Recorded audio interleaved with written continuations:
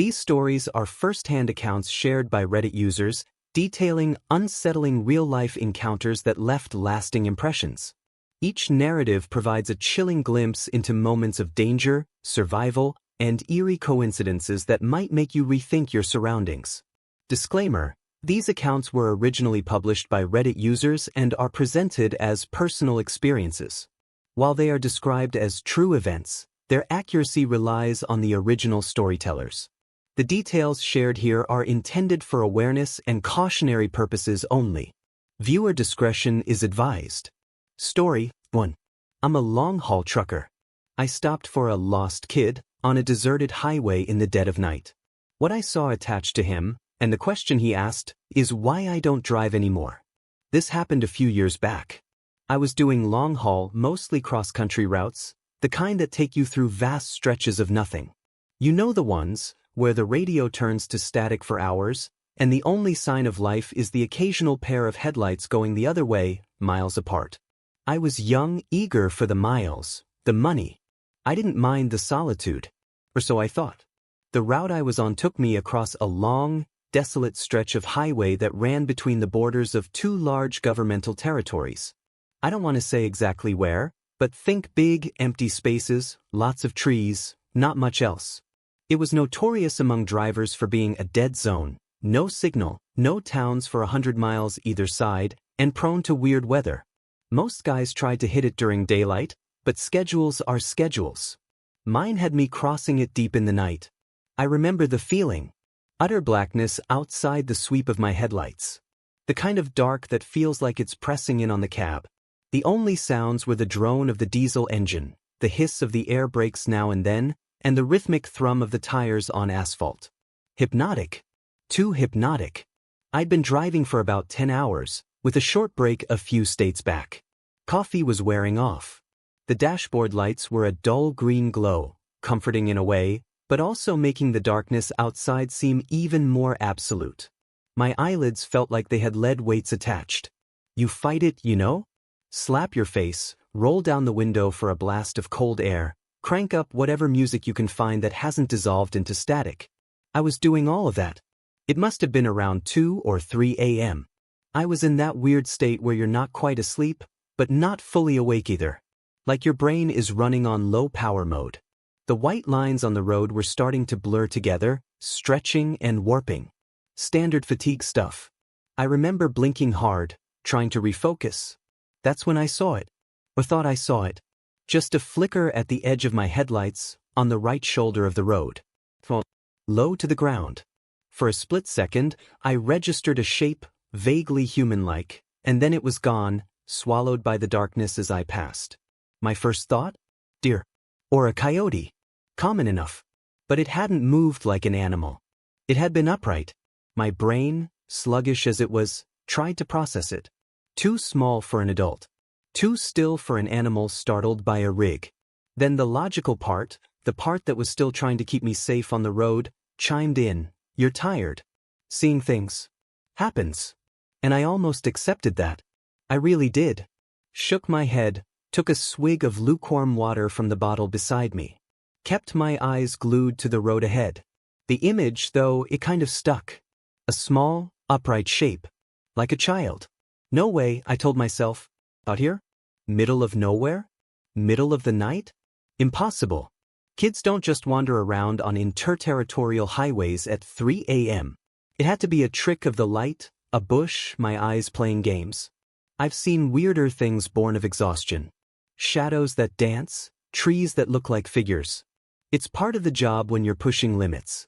I drove on for maybe another 30 seconds, the image fading, my rational mind starting to win. Just a figment. Then, I glanced at my passenger side mirror. Habit. Always checking. And my blood went cold. Not just cold, it felt like it turned to slush. There, illuminated faintly by the red glow of my trailer lights receding into the distance, was the reflection of a small figure. Standing. On the shoulder of the road. Exactly where I'd thought I'd seen something. It wasn't a bush. It wasn't a shadow. It was small, and it was definitely standing there, unmoving as my truck pulled further and further away.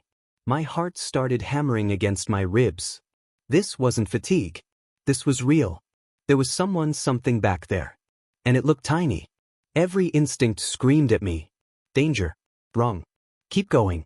But another voice, the one that makes us human, I suppose, whispered something else. A kid? Alone out here? What if they're hurt? Lost? I fought with myself for a few seconds that stretched into an eternity. The image in the mirror was getting smaller, fainter.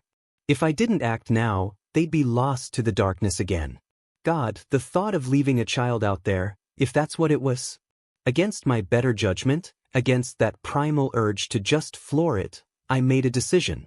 I slowed the rig, the air brakes hissing like angry snakes. Pulled over to the shoulder, the truck groaning in protest. Put on my hazards, their rhythmic flashing cutting into the oppressive blackness. Then, I did what you're never supposed to do with a full trailer on a narrow shoulder. I started to reverse. Slowly, carefully. My eyes flicked between the mirrors, trying to keep the trailer straight, trying to relocate that tiny figure. The crunch of gravel under the tires sounded unnaturally loud. It took a minute, maybe two, but it felt like an hour. The red glow of my tail lights eventually washed over the spot again. And there it was. A kid. I stopped the truck so my cab was roughly alongside them, maybe 10 feet away. I switched on the high beams, hoping to get a better look, and also to make myself clearly visible as just a truck, not something else. The kid was small. Really small. I guess maybe 6, 7 years old? Hard to tell in the glare. They were just standing there, on the very edge of the gravel shoulder, right where the trees began. The woods pressed in close on this stretch of road, tall, dark pines and dense undergrowth that looked like a solid black wall just beyond the reach of my lights. The kid wasn't looking at me. They were facing sort of parallel to the road, just walking. Slowly, like they were on a stroll, completely oblivious to the massive 18-wheeler that had just pulled up beside them, engine rumbling, lights blazing. They were wearing what looked like pajamas. Thin, light-colored pajamas. In the chill of the night. No coat, no shoes that I could see. My mind reeled. This was wrong. So many levels of wrong. I killed the engine. The sudden silence was almost deafening, amplifying the crickets, the rustle of leaves in the woods from a breeze I couldn't feel in the cab. My heart was still thumping, a weird mix of fear and adrenaline and a dawning sense of responsibility. I rolled down the window. The night air hit me, cold and damp, carrying the scent of pine and wet earth. "Hey!" I called out. My voice sounded hoarse, too loud in the quiet. "Hey, kid!" No response. They just kept walking, one small, bare foot in front of the other, at a pace that was taking them absolutely nowhere fast. Their head was down slightly. I couldn't see their face properly. A prickle of unease ran down my spine. Not the normal kind of unease. This was deeper, colder. Animals act weird sometimes, but kids? A lost kid should be scared, relieved, something.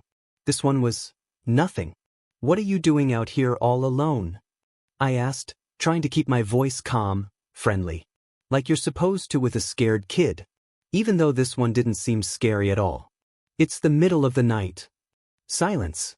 Just the sound of their bare feet scuffing softly on the gravel as they took another step, then another. As if my presence was a minor inconvenience, a background noise they were choosing to ignore. This wasn't right. My internal alarm bells were clanging louder now. My hand hovered near the gear stick. Part of me wanted to slam it into drive and get the hell out of there. But the image of this tiny child, alone, possibly in shock. I couldn't just leave. Could I? "Where are your parents?" I pushed, my voice a bit sharper than I intended. "Are you lost?" Finally, the kids stopped walking completely. They turned their heads just a little more. Still not looking directly at my cab, more towards the front of my truck, into the glare of the headlights. I could see their faces a bit better now. Featureless in the harsh light, like a porcelain doll. Small, dark smudges that might have been eyes. No expression. None. Not fear, not sadness, not relief. Just blank. An unreadable slate. Then a voice. Thin. Like the rustle of dry leaves. Lost. Just that one word. It hung in the air between us. Relief washed over me, quickly followed by a fresh wave of concern. I lost. That's something I can deal with. Please. Lost is okay. We can fix the loss. Where do you live? Where were you going? The kid finally, slowly, turned their head fully towards my cab. Towards me. I still couldn't make out much detail in their faces. The angle, the light, something was obscuring it, keeping it in a sort of shadowy vagueness despite the headlights. But I could feel their gaze. It wasn't like a normal kid's look. There was a weight to it, an intensity that was deeply unsettling for such a small form. Home, the kid said, that same thin, reedy voice. Trying to get home. Right home. Where is home? I asked, leaning forward a bit, trying to project reassurance. Is it near here? Did you wander off from a campsite? A car. There were no campsites for miles. No broken down cars on the shoulder. I knew that. The kid didn't answer that question directly. Instead, they took a small step towards the truck. Then another. My hand tensed on the door handle, ready to open it, to offer, what? A ride? Shelter? I didn't know. It's cold out here, I said, stating the obvious. You should get in. We can get you warm, and I can call for help when we get to a spot with a signal. My CB was useless, just static. My phone had shown no service for the last hour. The kid stopped about 5 feet from my passenger door. Still in that pale, thin pajama-like outfit. Barefoot on the sharp gravel. They should be shivering, crying. They were doing neither. Can you help me? The kid asked. The voice was still small, but there was a different inflection to it now. Less flat. The hint of something else. Pleading, maybe? Yeah, of course I can help you, I said. That's why I stopped. Where are your parents? How did you get here? The kid tilted their head. A jerky, unnatural little movement. They're waiting. At home. And where's home? Which direction? I gestured vaguely up and down the empty highway. The kid didn't point down the road. They made a small, subtle gesture with their head, a little nod, towards the trees. Towards the impenetrable darkness of the woods lining the highway. In there, the kid said. My stomach clenched. In the woods? Your home is in the woods. Lost, the kid repeated, as if that explained everything. Trying to find the path. It's dark. Yeah, it's very dark, I agreed, my eyes scanning the treeline. It looked like a solid wall of black. No sign of any path, any habitation. Just dense, old-growth forest. The kind of place you could get lost in for days, even in daylight. Can you come out? The kid asked. Help me look? It's not far. I can't see it from here. Every rational thought in my head screamed, no. Get out of the truck? In the middle of nowhere, in the pitch dark, with this strange child who wanted me to go into those woods. Absolutely not. But the kid looked so small. So vulnerable. If there was even a tiny chance they were telling the truth, that their house was just a little way in, and they were genuinely lost. I don't think that's a good idea, buddy, I said, trying to sound gentle. It's dangerous there at night. For both of us. The best thing is for you to hop in here with me. We'll drive until we get a signal, and then we'll call the police, or the rangers. They can help find your home properly. The kid just stood there. That blank, unreadable face fixed on me. But it's right there, they insisted, their voice a little more insistent now. Just a little way. I can almost see it. If you just step out, the light from your door would help. My skin was crawling. There was something profoundly wrong with this scenario. The way they were trying to coax me out. The lack of normal emotional response. The pajamas. The bare feet. The woods. I looked closer at the kid, trying to pierce that strange vagueness around their features. My headlights were bright, but it was like they absorbed the light rather than reflected it. I still couldn't really see their eyes. Just dark hollows. I really think you should get in the truck, I said, my voice firmer now. It's warmer here. We can figure it out together. The kid took another step closer. They were almost at my running board now. Please, they said. That reedy voice again. My leg hurts. I can't walk much further. If you could just help me a little. Just to the path. My internal conflict was raging. My trucker instincts, honed by years of seeing weird stuff and hearing weirder stories at truck stops, were blaring warnings. But the human part, the part that saw a child in distress, was still there, still arguing. I was tired. So damn tired. Maybe I wasn't thinking straight. Maybe this was all some bizarre misunderstanding. I squinted, trying to see past the kid, towards the tree line they'd indicated. Was there a faint trail I was missing? A flicker of light deep in the woods? Nothing. Just blackness. Solid, unyielding blackness. And then I saw it. It wasn't something I saw clearly at first. It was more like an anomaly. A disturbance in the darkness behind the kid. The kid was standing with their back mostly to the woods, facing my truck. Behind them, the darkness of the forest was absolute. Or it should have been. But there was something connected to them. Something that stretched from the small of their back, from under the thin pajama top, and disappeared into the deeper shadows of the trees. At first, I thought it was a trick of the light, a weird shadow cast by my headlights hitting them at an odd angle. Maybe a rope they were dragging? A piece of clothing snagged on a branch? I leaned forward, trying to get a clearer view. The kid was still talking, their voice a low, persistent murmur. Please, just help me. I'm so cold. But I wasn't really listening to the words anymore. I was focused on that thing behind them. It wasn't a rope. It wasn't a shadow. It was a tube. A long, dark, thick tube. It seemed to emerge directly from the kid's lower back, impossibly, seamlessly. It was dark matte, like a strip of the night itself given form, and it snaked away from the child, maybe 10-15 feet, before disappearing into the inky blackness between two thick pine trunks. It wasn't rigid. It seemed to have a slight, almost imperceptible flexibility, like a massive, sluggish umbilical cord made of shadow. It didn't reflect any light from my headlamps. It just absorbed it. My breath hitched in my throat. My blood, which had been cold before, now felt like it had frozen solid. This wasn't just wrong. This was impossible. Unnatural.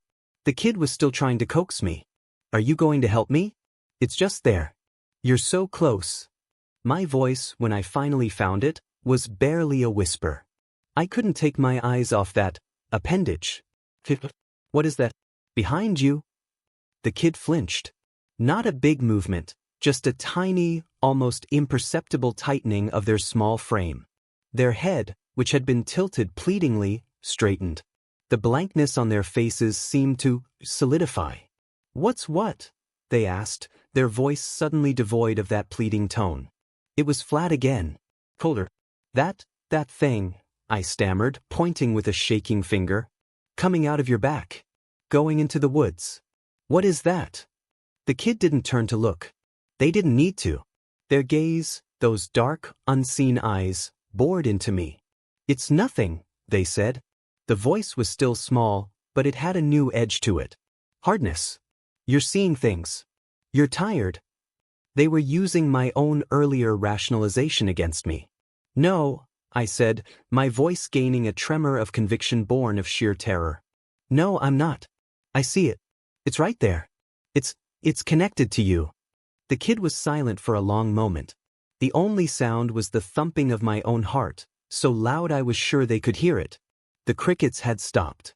The wind seemed to die down. An unnatural stillness fell over the scene. Then, the kid's face began to change. It wasn't a dramatic, movie monster transformation. It was far more subtle and far more terrifying. The blankness didn't leave, but it sharpened. The pale skin seemed to tighten over the bones. The areas where the eyes were, those dark smudges, seemed to deepen, to become more shadowed, more intense. And a flicker of something ancient and utterly alien passed across their features. It wasn't human anger. It was something older, colder, and infinitely more patient, now strained to its limit. The air in my cab suddenly felt thick, heavy, hard to breathe. Just come out of the truck, the kid said, and the voice, oh God, the voice. It wasn't the small, reedy voice of a child anymore. It was deeper, resonant, with a strange, grating undertone, like stones grinding together. It was coming from that small frame, but it was impossibly large, impossibly old. It vibrated in my chest. Come out. Now. The command was absolute. My hand, which had been hovering near the gear stick, now gripped it like a lifeline. My other hand fumbled for the ignition key, which I'd stupidly left in. What are you? I choked out, staring at the monstrous thing playing dress-up in a child's form, at the dark, pulsating tube that was its anchor to the shadows. The kid's head tilted again, that jerky, unnatural movement. The expression on its face, if you could call it that, was one of pure, unadulterated annoyance. Contempt. Like I was a particularly stupid insect it had failed to swat. And then it spoke, in that same terrible, resonant, grinding voice. The words it said are burned into my memory, colder than any winter night. Why, it rasped, the sound seeming to scrape the inside of my skull, the affiche are humans smarter now? That was it. That one sentence.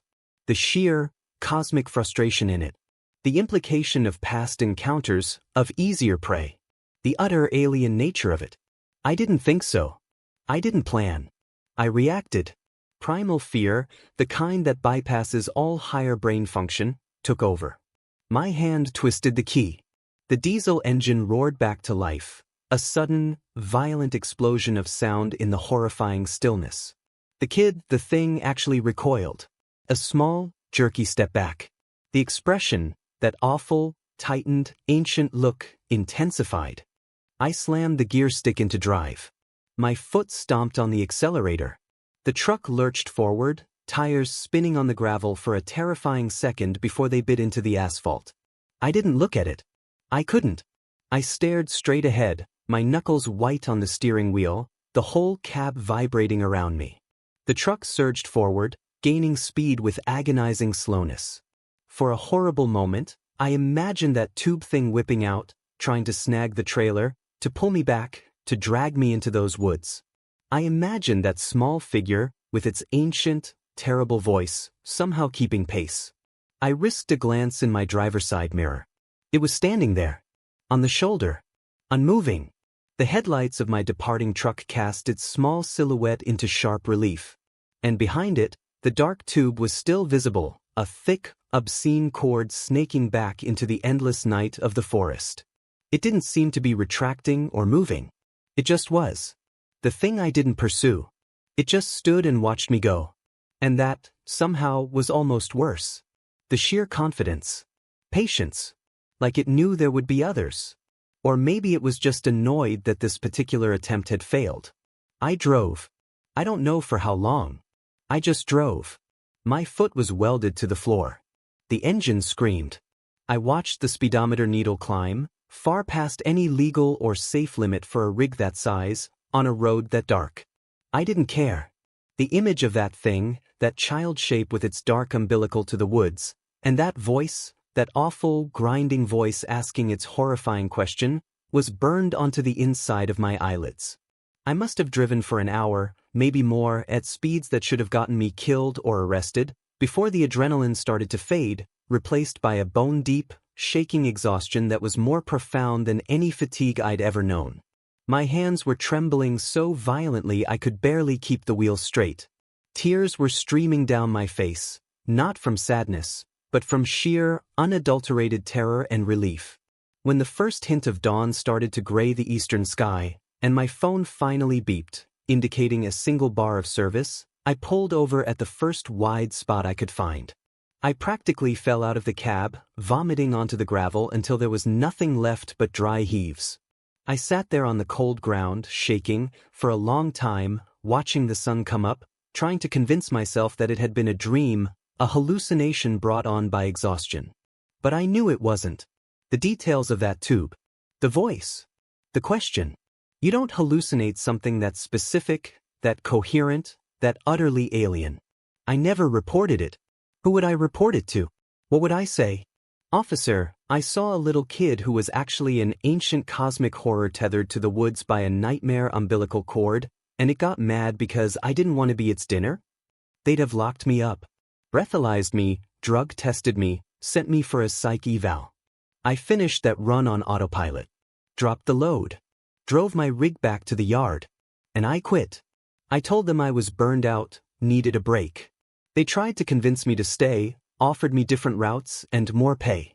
I just couldn't. Every time I closed my eyes, I saw that kid, that tube, those woods. Every dark road felt like a trap. I found a local job, something that keeps me home at night. I don't drive in remote areas anymore if I can help it. Especially not at night. I still have nightmares. Sometimes, when I'm very tired, driving home late from somewhere, I'll see a flicker at the edge of my vision, on the side of the road, and my heart will try to beat its way out of my chest. I don't know what that thing was. An alien? A demon? Something else, something that doesn't fit into our neat little categories? All I know is that it's out there. And it's patient. And it seems to have learned that its old tricks aren't as effective as they used to be. Why the fuck are humans smarter now? That question haunts me. It implies they weren't always.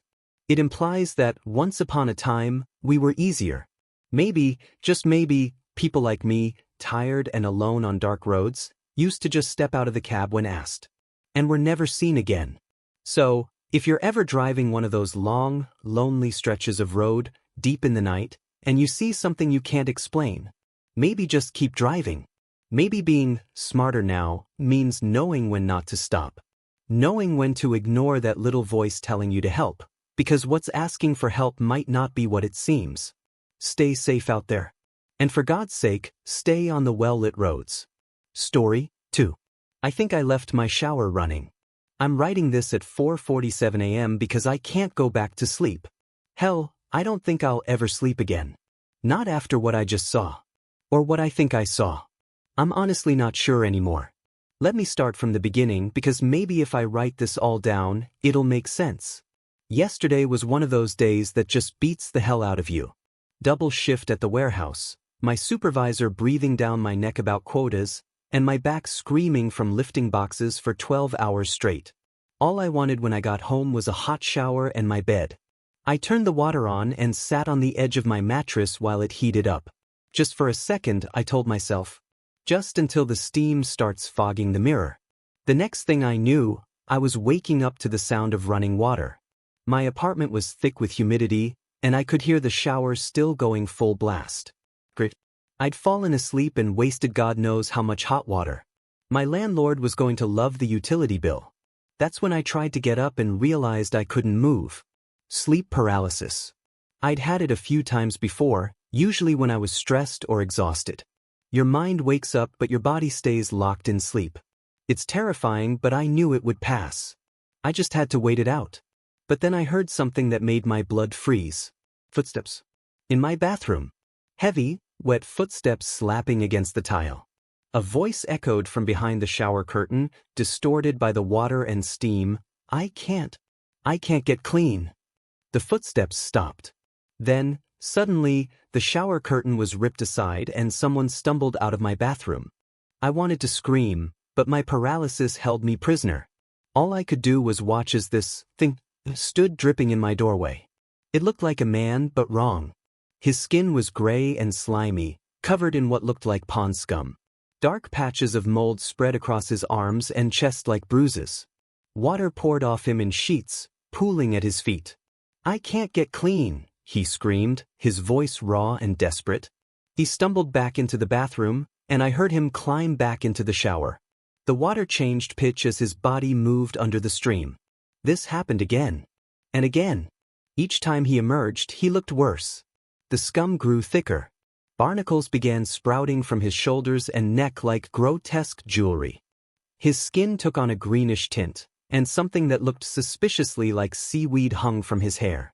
I can't get clean, he'd mutter, quieter now, defeated. Then louder, I can't get clean.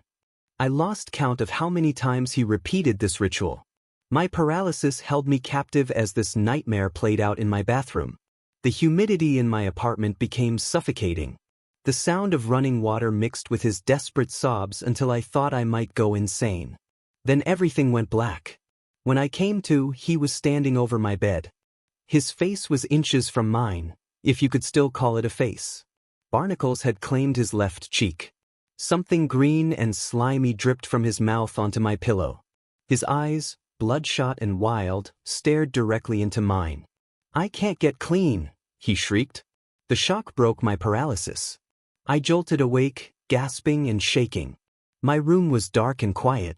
No moldy man. Just me, soaked in sweat, heart pounding against my ribs. Sleep paralysis. It had to be.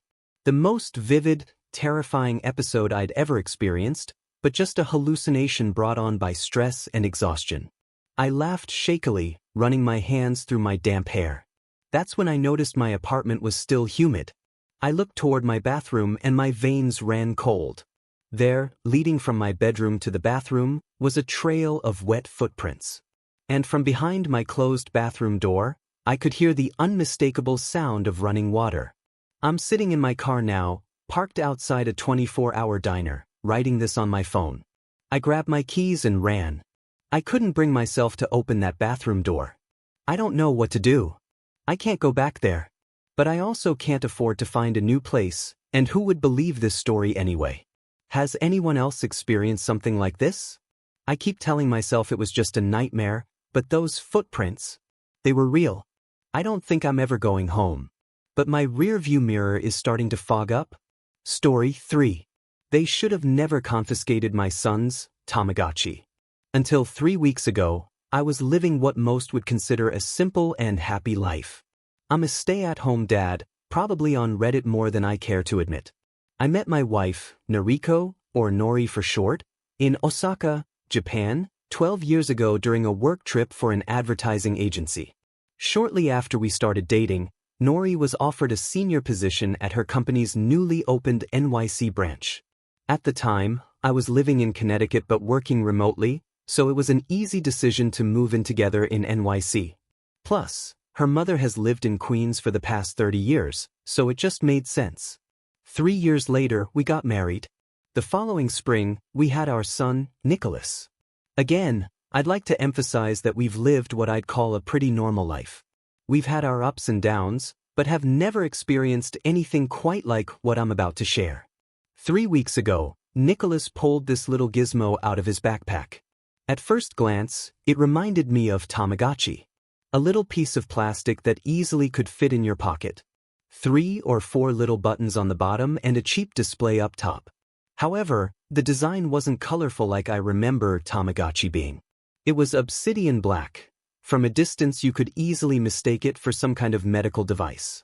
And even stranger, I never could actually see any pet on the display. Either way, Nori and I hadn't any clue where he got it from. We presume a friend at school must have gifted it to him. He called it his tether pet and was nothing short of obsessed with it. I mean, I could understand. I remember getting a Tamagotchi for Christmas when I was his age. It felt like you were responsible for some other life form. Your relationship with the toy often felt like a life or death situation. Nikki was certainly under a similar spell. So that same Sunday, we piled into Nori's Corolla and took the BQ Expressway to Mount Sinai Hospital in Queens to visit her mom, Aki, who's suffering from bone cancer. Nikki was in the back seat, attending to his tether pet. "How's your Tamagotchi, buddy?" "What? Your little pet there." Nikki is normally eager to yap Nori and I's ear off about whatever his fascination of the day is, but for whatever reason, his tone was flat and serious when discussing his tether pet. "Fine." "Oh yeah? Do you have a name for him?" "It's a girl." "Oh cool. What's her name?" "Baba." It came with the name, I didn't get to pick it. Nori tried to play along. "Baba? That's cute." "Not really. She's always hungry. And whenever she poops I have to clean it up." I let out a laugh. "Reminds me of somebody I used to know." "No, Dad, it's a lot of responsibility. You wouldn't understand." Nori and I laughed. Oh, the simple joys of parenthood. We arrived at Aki's room only to be held back by a couple of nurses. They asked us to wait while Grandma's bedpan was changed. It saddened me to think about how Aki had wilted over the past year. It didn't seem long ago she was in our living room bouncing Nikki on her knee, singing that silly old horse racing anthem. Bum da da bum. Nikki loved that. He'd blow up in a fit of laughter every time. Now she couldn't even get out of her hospital bed. It crushed me. But I guess it'd happen to me someday too. Before I could get too melancholy, a nurse opened the door with a smile. "She's ready to see you now." We stepped inside and there was Aki, still glowing, albeit dimly, with her usual tender smile. Nikki seemed to snap out of his fog with her in sight, running to her bedside. "Grandma!" Aki tried to roll over and muster a hug for his reception, but it was clearly too much for her. Nori and I followed close behind. This had become a very difficult ritual for Nori to get used to. Aki told us about how her treatment had been going. How she was always in pain, but that there was still a chance she could get through it. I don't know why, but I never had any real faith that she would. I guess I've just seen this scenario play out one too many times. In my experience, at least, it never ended how we all prayed each night that it would. After some more light conversation and updates on work, school, etc., Nikki pulled out his tether pet. "Oh, how are you liking the new toy Grandma gave you?" Nori and I looked at each other flabbergasted. Aki gave it to him? She could barely get out of bed, let alone go buy Nikki a toy from the store. "Aki, where did you get that toy from?" I asked. "Oh, I think one of the doctors gave it to me. Yes, it's something they're giving to a lot of the patients around here." It didn't make any sense, but before I could ask more questions, a nurse came in and told us our time was up and that Aki needed to get some rest. Nori and I had a couple conversations theorizing about why the hospital would have given her the toy. Maybe it was some charity connected to the hospital? Either way, we had more important things to worry about, so as the days went on, we let it go. Everything in our lives continued as normal until the day Nikki lost his tether pet. It was last Friday. We were just sitting down for dinner when Nikki came shuffling into the room looking on the verge of tears. "I can't find my tether pet." Nori was setting the table. She had really gone all out for us that evening. "Okay, well, after dinner we can all take a look together to find it." Observing my son more closely, he wasn't just upset, he looked devastated. "You don't understand. She could die if I don't. At this point, I decided it was time to do some father-ng. I took a knee. "Listen, Nicholas. I understand your toy is important to you, but it's just that, right? The toy. So let's sit down and eat the dinner Mama made us and we can take a look after. Okay?" I gave him that stern but tender look a father gives to ensure his way. Nikki nodded solemnly. I gave him a hug and a rub on the back. All throughout dinner Nikki avoided our usual conversation starters. "How was school? How was soccer practice? What do you want to do this weekend?" etc. It was clear his mind was racing. It really rubbed me the wrong way. I don't remember ever being this stressed about my Tamagotchi. Just then, Nori's phone rang. She moved to the edge of the kitchen to take the call. I watched as her face slowly settled into a more serious expression as she listened to the other end. She responded with simple short acknowledgments of what she was hearing as she walked over to the living room. She hung up and began to put on her coat. "Everything okay, honey?" I mouthed to her silently, "Aki?" She nodded. "I think it should be fine, but if it becomes serious I'll call you." "Sounds good." I looked at Nikki and provided a distraction. "Shall we look for Baba?" Nikki nodded his head frantically, clearly unwilling to wait an even second longer. We looked around the house for quite some time. He was certain he had come home with it, so I was pretty determined to help him find it.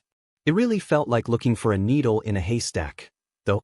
It wasn't until we were just about to give up that we found it, fallen beneath the shoe rack near his backpack. I thought for sure we'd have some small celebration of our efforts, but Nikki didn't even smile. He just picked it up and began to shake his head. "Ah man. What is it, buddy?" "Just a lot of build-up." "Oh, of what?" "Poop." I laughed. "It's not funny, Dad, she could have suffocated." "From the poop." I laughed even harder. I've always had a stupid sense of humor. Nikki, presumably offended by my not taking this seriously, retreated up to his room.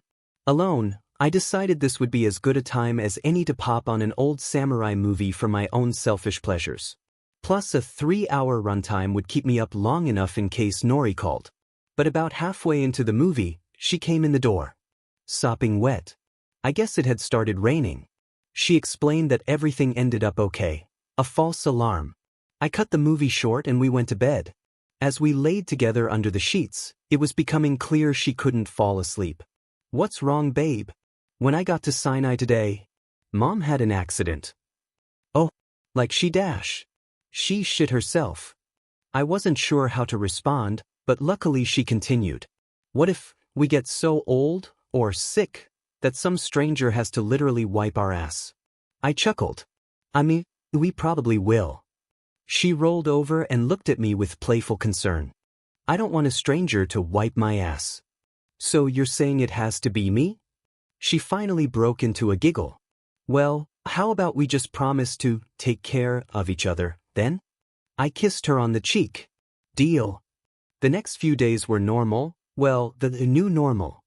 Nicky seemingly had lost all interest in having friends over with his ongoing tether pet responsibilities. In fact, we even got an email from his soccer coach that he was absent-mindedly monitoring his device while on the sidelines. We used to get emails that he needed to stop hogging the ball so much. One evening, as we put him to bed, we explained that if his pet continued to affect his school participation, that we'd have no choice but to confiscate it from him. He appeared gravely disturbed by this notion. That'd make you a murderer. It was such an absurd thing to say, but he said it with such conviction. A conviction that I don't believe an 8-year-old should be able to feel. I'd soon understand why. Yesterday, around noon, Nicky's at school. Nori's at work. I get a call from the principal. Everything's fine, we just wanted to let you know that we needed to confiscate a toy from your son today, as it was distracting him from class work. No parent ever enjoys these calls. I apologize, we've talked to him about this before. We'll have another chat about it tonight and make sure he gets the message. Would you like us to hold on to it for now? Or send him home with it? God, I wish I could go back in time. Hold on to it. I knew Nicky would be furious, but as a father, I assumed this was a good opportunity for some tough love. Sure enough, when Nicky got home, he was in a panic.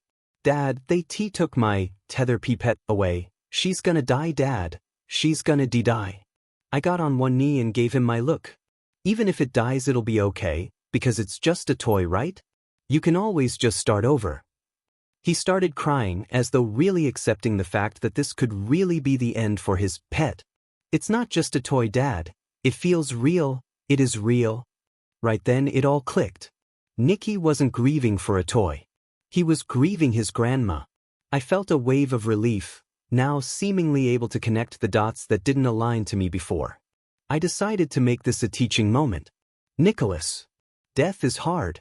We're all facing that with grandma right now, right? Nicky nodded knowingly. But it's a natural part of life. It's not wrong or bad. It's okay. It can feel sad to let somebody go. But everything really will be okay. Really? Come here, pal. I pulled him in for a hug. Death is what makes life special. It's what makes each moment count. It's a good thing. Snot was running down Nicky's nose onto my shoulder. But I don't want Baba to die. I know. Just then, my phone began to ring. It was Nori. Hey Han, what's up? The hospital just called me. I think it's happening. My heart stopped. I let go of Nicky. He stepped back, feeling my mood shift. What did they say? She's refused to eat or drink all day, including her medications. Then she had a seizure and has only been getting worse since then. Where's Nicky? Why did this feel familiar? This sensation. It was like déjà vu. I could feel myself freezing up. Nicky tapped my knee. Daddy? What's wrong? I blurted out. Honey, what was that name you called Mom as a baby? Nori seemed frustrated that I had ignored her question. Gaba? Or Baba, I think? Babe, you and Nicky need to meet me at Mount Sinai. A jolt of fear struck down my spine. All of a sudden my mind felt like it was racing ahead of me. My mother-in-law's mortality being connected to a toy was quite the leap, I know, but in that moment, it truly felt crystal clear. How could this happen? It felt like the most basic rules of reality were simply torn out from under me. I had to move, fast. We're on our way. A wall of obsidian clouds lay heavy above our neighborhood. Nicky and I piled into the car. Daddy, where are we going? We're going to see Grandma. But we take a quick detour first. Nicky looked afraid. Is Grandma gonna die, Daddy? I couldn't respond. What could I even say at that point? I'm supposed to be the voice of reason, but I felt like I was losing it. In fact, it had started raining and it took me 6 blocks to realize I didn't have my wipers on. We pulled up to the school entrance. "Nikki, wait here." I leaped out of the car before Nikki could question my actions. I ran up to the glass double doors, pounding my fists in the rain. "Hey, is there anybody in there?" Nothing. I ran around the building towards the gymnasium, but I was really starting to feel hopeless. I noticed a window slightly ajar on the second story of the building. I tried scaling the wall, but the downpour made it impossible. Fuck, this was so stupid. It occurred to me that this really could just be a crazy coincidence.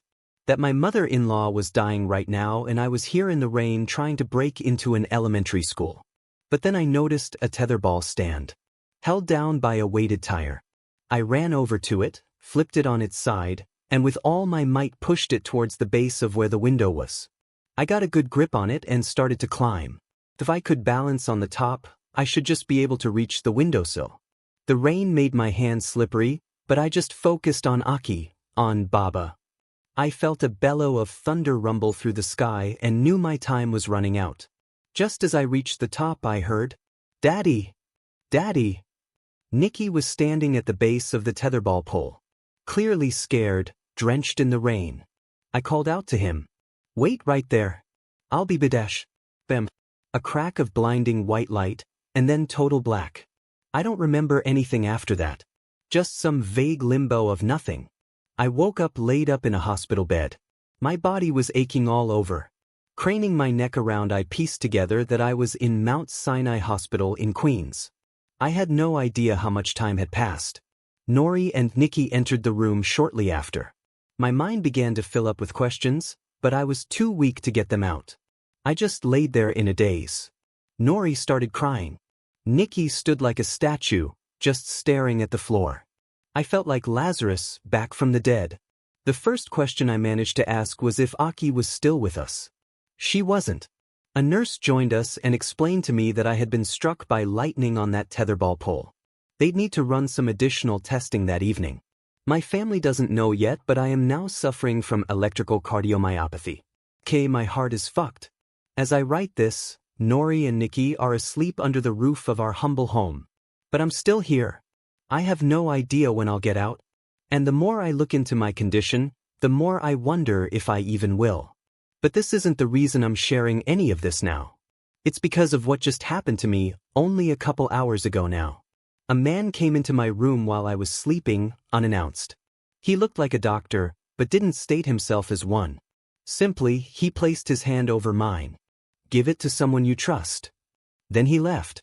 I could feel a soft plastic object left behind in my palm, but it was too dark to see, when suddenly a little display lit up. 8-bit text floated across the bright screen. The text faded, leaving only my own bloodshot eyes gazing back at myself. Nicholas used to call me that. I feel so lost right now.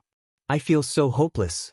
I don't know what any of this means, or what I am supposed to do. If anyone has gone through something like this, or know someone who has, please tell me. I feel so alone.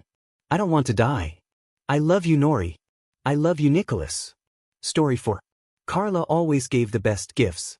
My friend Carla had a knack for giving you exactly what you needed, even if you didn't know it yourself. For my 26th birthday, we went to a nightclub. It had been an especially sunny day, not a single cloud in the sky. Still, she gave me a yellow umbrella that looked like it came from an antique shop. I thought it was ugly and absurd, especially since she knew I hated bright colors. But as we stepped outside, an unexpected downpour started, even though the forecast had promised clear skies. At Christmas, she gave me a gift card for a store. The very next day, a website glitch offered all merchandise at 90% off. With the $50 on her card, I bought thousands of dollars worth of clothes. And that was nothing compared to her gift at her nephew Lucas's christening. She gave the baby a black cat, fully aware that the mother, her sister, was allergic. It all made sense 2 days later when the cat caught a huge rat crawling in through the baby's room ventilation. Apparently, the child had been having health issues related to infections, and thanks to the cat, they discovered the source and fixed it once and for all. Everyone in our group noticed those strange coincidences. We used to joke that she was a witch. She'd just laugh and say it was luck, that her method was simple. She flipped a coin 3 times.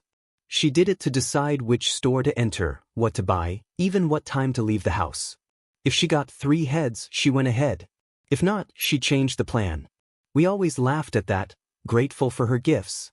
But something changed this year. Yesterday was my birthday. The conversation was lively, the music loud. My cousin Valeria nailed it with her mimosas. My coworkers praised the snacks. My friend Juan told stories from his trip to the Amazon. Even though the party was a success, Carla looked uneasy. She sat in the corner of the couch with a full glass of wine, not speaking to anyone. That was unusual for her. She was normally outgoing and full of light. She kept glancing at the hallway, the window, the stairs, as if expecting something, or someone, to appear out of nowhere. I walked over and asked if everything was okay. She looked nervously at her gift, stacked with the others. She said she'd felt off all day, a tight anxiety in her chest. She couldn't explain it. Then she admitted it had something to do with her gift, that she was embarrassed about it. She leaned in, lips tight, and murmured, "Open it when everyone's gone, please." I was about to agree when my boyfriend shouted, "Open the presents, open the presents." The pressure from the group did the rest. Carla lowered her gaze. Her discomfort made me nervous. That afternoon, while we were setting up for the party, I felt something strange. Nothing specific. Just a vague discomfort, like the air was heavier. At one point, I could have sworn I saw a shadow move in the hallway as I passed the kitchen. But when I looked, nothing was there. I figured maybe it was the lights, or just my imagination. I shook my head and went back to prepping drinks and music. There was too much to focus on. I started opening presents. My friends had outdone themselves this year. One even gave me a ticket to see my favorite band. I saved Carla's box for last. It was rectangular and soft, with rounded edges, wrapped in yellow paper and a red ribbon. Attached was a note that read, "To Julian, may you have many more birthdays." Everyone waited eagerly, holding their breath, convinced it would be another example of her mysterious gift-giving. Slowly, I tore open the yellow paper and opened the box. A carton of eggs. The silence was suffocating. 12 white eggs. No one knew what to say, until my boyfriend let out a nervous laugh. Soon everyone burst into laughter. I laughed with them and joked, "Looks like your gift-giving powers are running low." Carla held my gaze and smiled, but her eyes remained uneasy. "It's what you need," she said quietly. "The coin said so." That phrase unsettled me more than it should have. I drank too much that night. We went to bed without cleaning up. We didn't realize we'd left Carla's gift on the kitchen floor. A seemingly insignificant detail. Until now. I'm standing outside my house, watching the police carry out a body. Salomon Garcia. The serial killer who had terrorized the city for a year.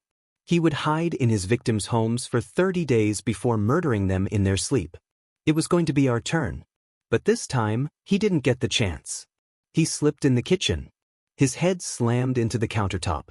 Dead on impact. Beside him, the crushed carton of eggs. I imagine him entering my kitchen. The crunch of eggs underfoot. And then a dull thud. Flesh against concrete. His limp body on the white tile floor, life slipping away. The thought makes me sick. The police kept asking if I'd noticed anything strange. Unusual noises, missing food. How long since I'd checked the guest room closet? That's where they found a calendar. 30 days marked off. My stomach churns as they question me. I can't stop thinking about Carla. About her nervous look. About the coin falling, once, twice, 3 times, into her palm. How did she know? Did she suspect something? Am I really still alive thanks only to chance? To something as arbitrary and fragile as luck? What if I hadn't opened her gift that night? What if she had felt too ashamed to give it to me, or even to come to the party? A cold breeze runs down my spine. But one thing's for sure, I'll always gladly accept any gift from Carla. Whatever it is. Story 5. My dad and I took a hike on the Appalachian Trail, and he didn't follow the rules. He put us both in mortal danger. The forest is older than you. Older than your God. Show respect, or be forgotten. Old Appalachian saying. The summer before I started college, I set my sights on hiking a portion of the Appalachian Trail. I had been planning it for years, daily hikes through the woods in my town, solo camping trips, collecting gear one piece at a time with what I could scrape together. When I told my dad, he insisted on coming with me. For protection, he said. The irony is bitter now. I had protection. I had my bundle of sage and rosemary, coins, a lock of my hair, a sachet of salt, and iron nails I kept buried deep in my bag, passed down from my grandmother, who never once entered the forest without hers. I also had protection against the more mortal predators, bear spray, a knife, a taser. But no talisman in the world could prepare me for what we'd awaken. When I showed Dad my supplies, he laughed. You mean your little bags of seasoning and trinkets? Those won't save you from a bear or a murderer. They weren't meant to, I muttered. Rule 1. Keep salt and iron on you. I'd learned that salt purifies and iron protects. A line of either can mean the difference between going home or being taken. The trailhead was too quiet when we arrived. Not peaceful, empty. The air felt wrong, like the forest was waiting for something. Watching. The leaves didn't rustle. The birds didn't sing. Dad didn't notice. He stomped along in brand new boots, whistling a tune off-key. His cheerful noise died instantly after leaving his lips, swallowed by the woods. I stayed silent, tucked the iron nail under my shirt where it brushed my collarbone, cold against my skin. Rule 2, don't whistle in the woods, my grandmother had said. It calls spirits to you. We hiked for hours. As the afternoon went by, the trees changed. The pines grew tighter, closer, wrong. Their trunks were too thick, bark gnarled and blackened like burned flesh. The air grew hot and humid, despite the elevation, wet, like a held breath. Light barely filtered through the thickening canopy. Even in the middle of the day, it was gray and dim. That's when I felt it. Not saw. Felt. Like something massive, ancient, and cold had stirred beneath the earth and opened one eye. I stopped walking. Dad noticed and turned back. You coming, Ellie? He shouted, holding a walking stick that he probably found somewhere on the side of the trail. He had just broken 2 rules in one go. Rule 3, don't speak your name too loud, it lets them know who you are. Rule 4, you never take things from the forest. Leave every stone, stick, and bone as you found it, I remembered. Some things belong to the forest. Some things guard it. Yeah, I lied, noticing that we had somehow wandered off the main trail. Hopefully not too far. I shouldn't have been blindly following my dad, knowing that he didn't know how to read trail markers. Rule 5, stay out of hollers you don't know. Some places are thin, I'd read. Time folds. Trails change. You might walk forever and never leave. We kept going, trying to veer back towards the main trail. Then we saw it. Right in the center of the path. A pile of blackened stones encircling a bare patch of dirt, and in its center, a bundle of twigs bound tightly with hair. Human by the look of it. Long, reddish-blonde strands matted together with something dark. The air stank, copper, rot, and blood baked into the soil. Leave it, I said, my voice low and sharp. It's a warning. Dad knelt down and poked at it with his walking stick. Probably just some hiker's weird little voodoo project. Don't let it freak you out. And then he muttered, superstitious nonsense, under his breath. The stuff. Don't touch it. But it was too late. The stick scattered the stones. The wind shifted instantly sharp, cold, unnatural. It cut through the trees, though not a single branch moved. Then came the whistle. Not like Dad's rambling melody. It was a piercing, slow, almost human sound that climbed and fell in a way that made my teeth hurt. It came from nowhere. Everywhere. Behind us. Ahead. Dad stood up abruptly. Did you hear that? I grabbed his arm. Don't look back. Don't speak. Now. We walked. But now all signs of a trail were gone. The trees closed in behind us. We passed the same tree again and again, its bark split in 3 deep, vertical slashes, too wide to be from a bear. How the fuck are we going in circles? Dad barked. We've been walking straight the whole time. A second whistle cut through the air, closer this time. Run! I screamed. We ran. Branches tore at us, a fog suddenly descending and obscuring our vision. Something moved through the trees with us, long-limbed, unnaturally fast. I caught glimpses. A shape with too many joints. A body that bent the wrong way. A face that shimmered and changed, wearing my face. Then his. Then neither. Rule 6, that's not a deer. My grandmother had sat me down, a grave expression on her face. If it walks like a deer, but the joints are wrong, if it looks at you like it knows you, if it stands on 2 legs, don't scream. Don't look back. Looking back is an invitation to follow. We didn't stop running until night fell and the thing was no longer behind us. Dad collapsed onto a log, panting and pale. I think we're lost, he whispered. You think? I hissed, already digging into my pack for the salt. We should set up camp, I said. No way we're finding a way out in the dark. He didn't move. Just sat there, shivering. Ellie, that thing. It looked like a deer but it wasn't. It stood like a man. And its face, my God, its face, he trailed off. You shouldn't have touched the stones. My voice was flat. Help me with the fire. Dinner was tasteless. Quiet. I didn't even bother to finish my food. I poured a ring of salt around our camp and placed iron nails at each corner. It was all I could do. I woke to absolute darkness. The fire was out. The forest had gone still. Deadly quiet, like a killer sneaking up on a sleeping victim. Then I heard it. Dad. Dad, help me. My voice. But not. Off-pitch, like a recording played at the wrong speed. The cadence is all wrong, like someone trying to speak a language they didn't understand. I froze in fear, my heart pounding out of my chest. Dad was already out of his tent, stumbling toward the sound. Ellie, where are you? He shouted. I burst from my tent and grabbed his arm.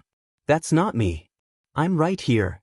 He jumped and screamed in alarm and then turned to me, shaking. Then who the fuck is that? Listen. We stood in silence.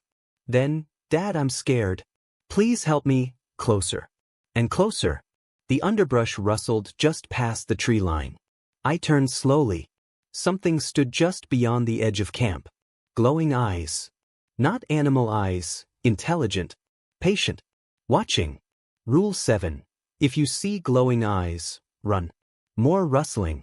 More eyes. Back to camp. Now, I whispered. We scrambled back. I dumped the rest of the salt around the fire pit in a frantic circle, hands shaking as I struggled to get the flames going again from the trees. It came again. Dad. Ellie. Help me. Help. Voices overlapped, changed, twisted into gurgling laughter. More glowing eyes emerged, 5, 6, maybe a dozen. All too high off the ground, blinking out and reappearing in different spots like whatever they belonged to didn't walk, but crawled. We huddled by the fire. I threw sage into the flames and it hissed and sparked. Some of the eyes blinked, some just stared. Then one of the voices whispered from right outside the edge of the firelight. You shouldn't have touched it. The voices kept circling the camp. Some cried. Some laughed. Some whispered things I couldn't understand, not in English, not in any language people were meant to know. The sounds grated at my eardrums and I covered my ears. Dad sat stiff and pale beside me, eyes wide, clenching the iron nail I'd forced into his palm earlier. He looked like he wanted to scream but couldn't open his mouth. Like something might crawl in if he did. I knew we couldn't sleep. We couldn't even blink for too long. We waited, the fire our only defense. My hand hovered near the salt pouch, though it was nearly empty now. Something flickered at the edge of the flames. Not in the shadows, inside the fire itself. A face. Not a reflection. A face. Watching. Smiling. Hungry. This isn't just a haunting, I whispered. It's a feeding ground. The forest had sealed us in. It wanted stories. Memories. Faces. Flesh. And we had trespassed. We had touched what was sacred. Broken the old laws. Sometime past midnight, the fire burned low. And that's when the laughing stopped, replaced by another sound. Footsteps. Right at the edge of the salt. Heavy. Humans. Then, Ellie, you always did love the woods. I froze. That voice, It was my mom's. She died when I was 8. She'd been buried in the churchyard 3 towns over, her lungs filled with pneumonia and prayers. I hadn't heard her voice in nearly a decade, but I knew it instantly. I turned. I had to. Something stood just outside the salt line. It looked like her. The right height. Same dress from the funeral photo on our mantel. But the face, melted. Smiling too wide. Eyes too big and glassy. It didn't blink. Didn't breathe. Rule 8. If you hear your name, don't answer. This is one of the most important rules. No matter how familiar the voice is, no matter how sweetly it calls. It isn't who you think it is. Behind it, something larger stirred in the trees. Something tall enough to brush the lowest branches. Antlers scraped bark as it moved, but it didn't look like a deer. It looked like something wearing a deer. Dad was whimpering now. "This is my fault," he whispered. "This is my fault." I didn't disagree. I looked back to the figure of Mom. It leaned forward. One bare foot tested the edge of the salt. The tips of her toes blackened instantly when they crossed the line and cracked, crumbled like burnt paper. She hissed and withdrew. The salt held, but I didn't know how long it would last. I didn't know what else to do. So I did the only thing left. I asked for help. I pulled the last of my offerings from my pack. 3 small items wrapped in cloth. A coin, a piece of bread, and a strand of my own hair. I walked to the center of camp, knees shaking, and placed them down carefully on a flat stone by the fire. Then I whispered the oldest words I knew. Words my grandmother taught me when I was barely old enough to speak. For those who walked before, for those who guard the green, we mean no harm, let us go unseen.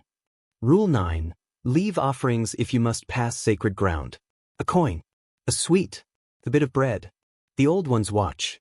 Be polite. Be grateful. Do not speak their names. The forest shuddered. The wind roared suddenly through the trees, though the leaves didn't move. A deep groan echoed beneath the earth, like old roots pulling themselves free. The figures at the edge of the salt? Gone. The eyes in the trees? Vanished. Even the fire quieted. The woods fell deathly silent, not safe. Not empty, but still.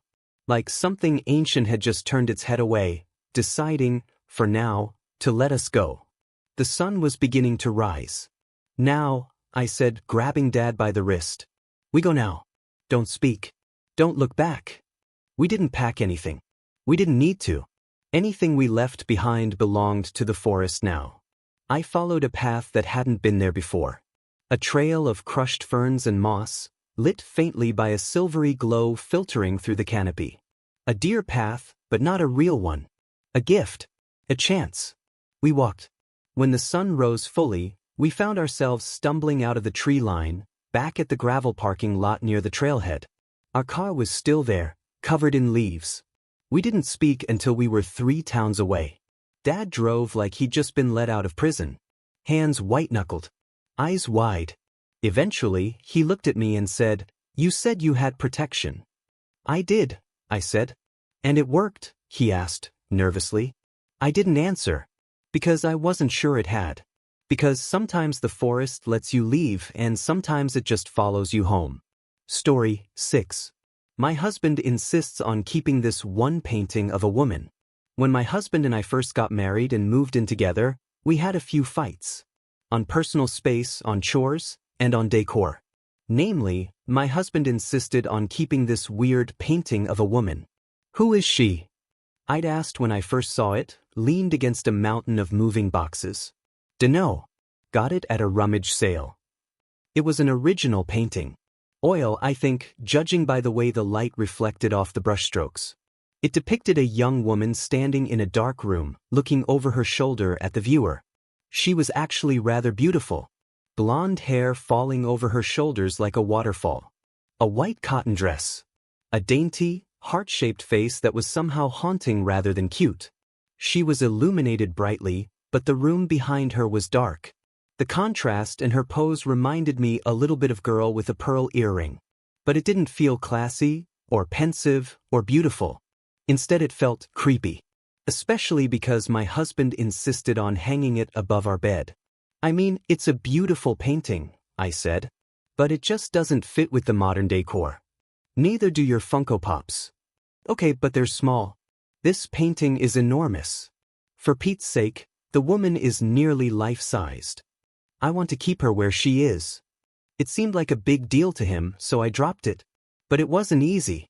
Sometimes I woke up in the middle of the night with the horrible feeling that I was being watched. Then I'd look up and see her haunting gray eyes staring down at me. I didn't get much sleep after that. And there was the one time I swear she moved. Was her hand always like that? I asked Eric after getting into bed one night. Her left hand. The fingers are kind of open, reaching out behind her. Like she's waiting for someone to grab her hand. Yeah, she was always like that. I could have sworn she wasn't always like that. Then again, I generally avoided looking at the painting. It was so uncomfortably realistic. When I stared into those gray eyes, I almost felt like I was making eye contact with a person. I lasted 2 weeks. Then I begged Eric to move it. Can we please move the painting somewhere else? I really hate looking at it when I'm going to sleep. It's the nicest piece of art we have. It belongs above the bed. What about the sunflower one? That's just a print, he complained. And it's so basic. Come on. I'll move my Funko Pops out if you move the painting out. He heaved a long sigh. Fine. I'll move her. That was another thing. He often referred to the painting as her. It was weird. So he moved it to the stairs. But honestly, that was worse. Every time I went downstairs, there she was, staring at me from above the landing with those piercing gray eyes. At least when the painting was in the bedroom, I was usually asleep or facing the opposite direction. I hit my breaking point a few days after that. For some reason I couldn't sleep. After tossing and turning for an hour, I decided to grab a snack downstairs. I got to the top of the stairs, and there she was.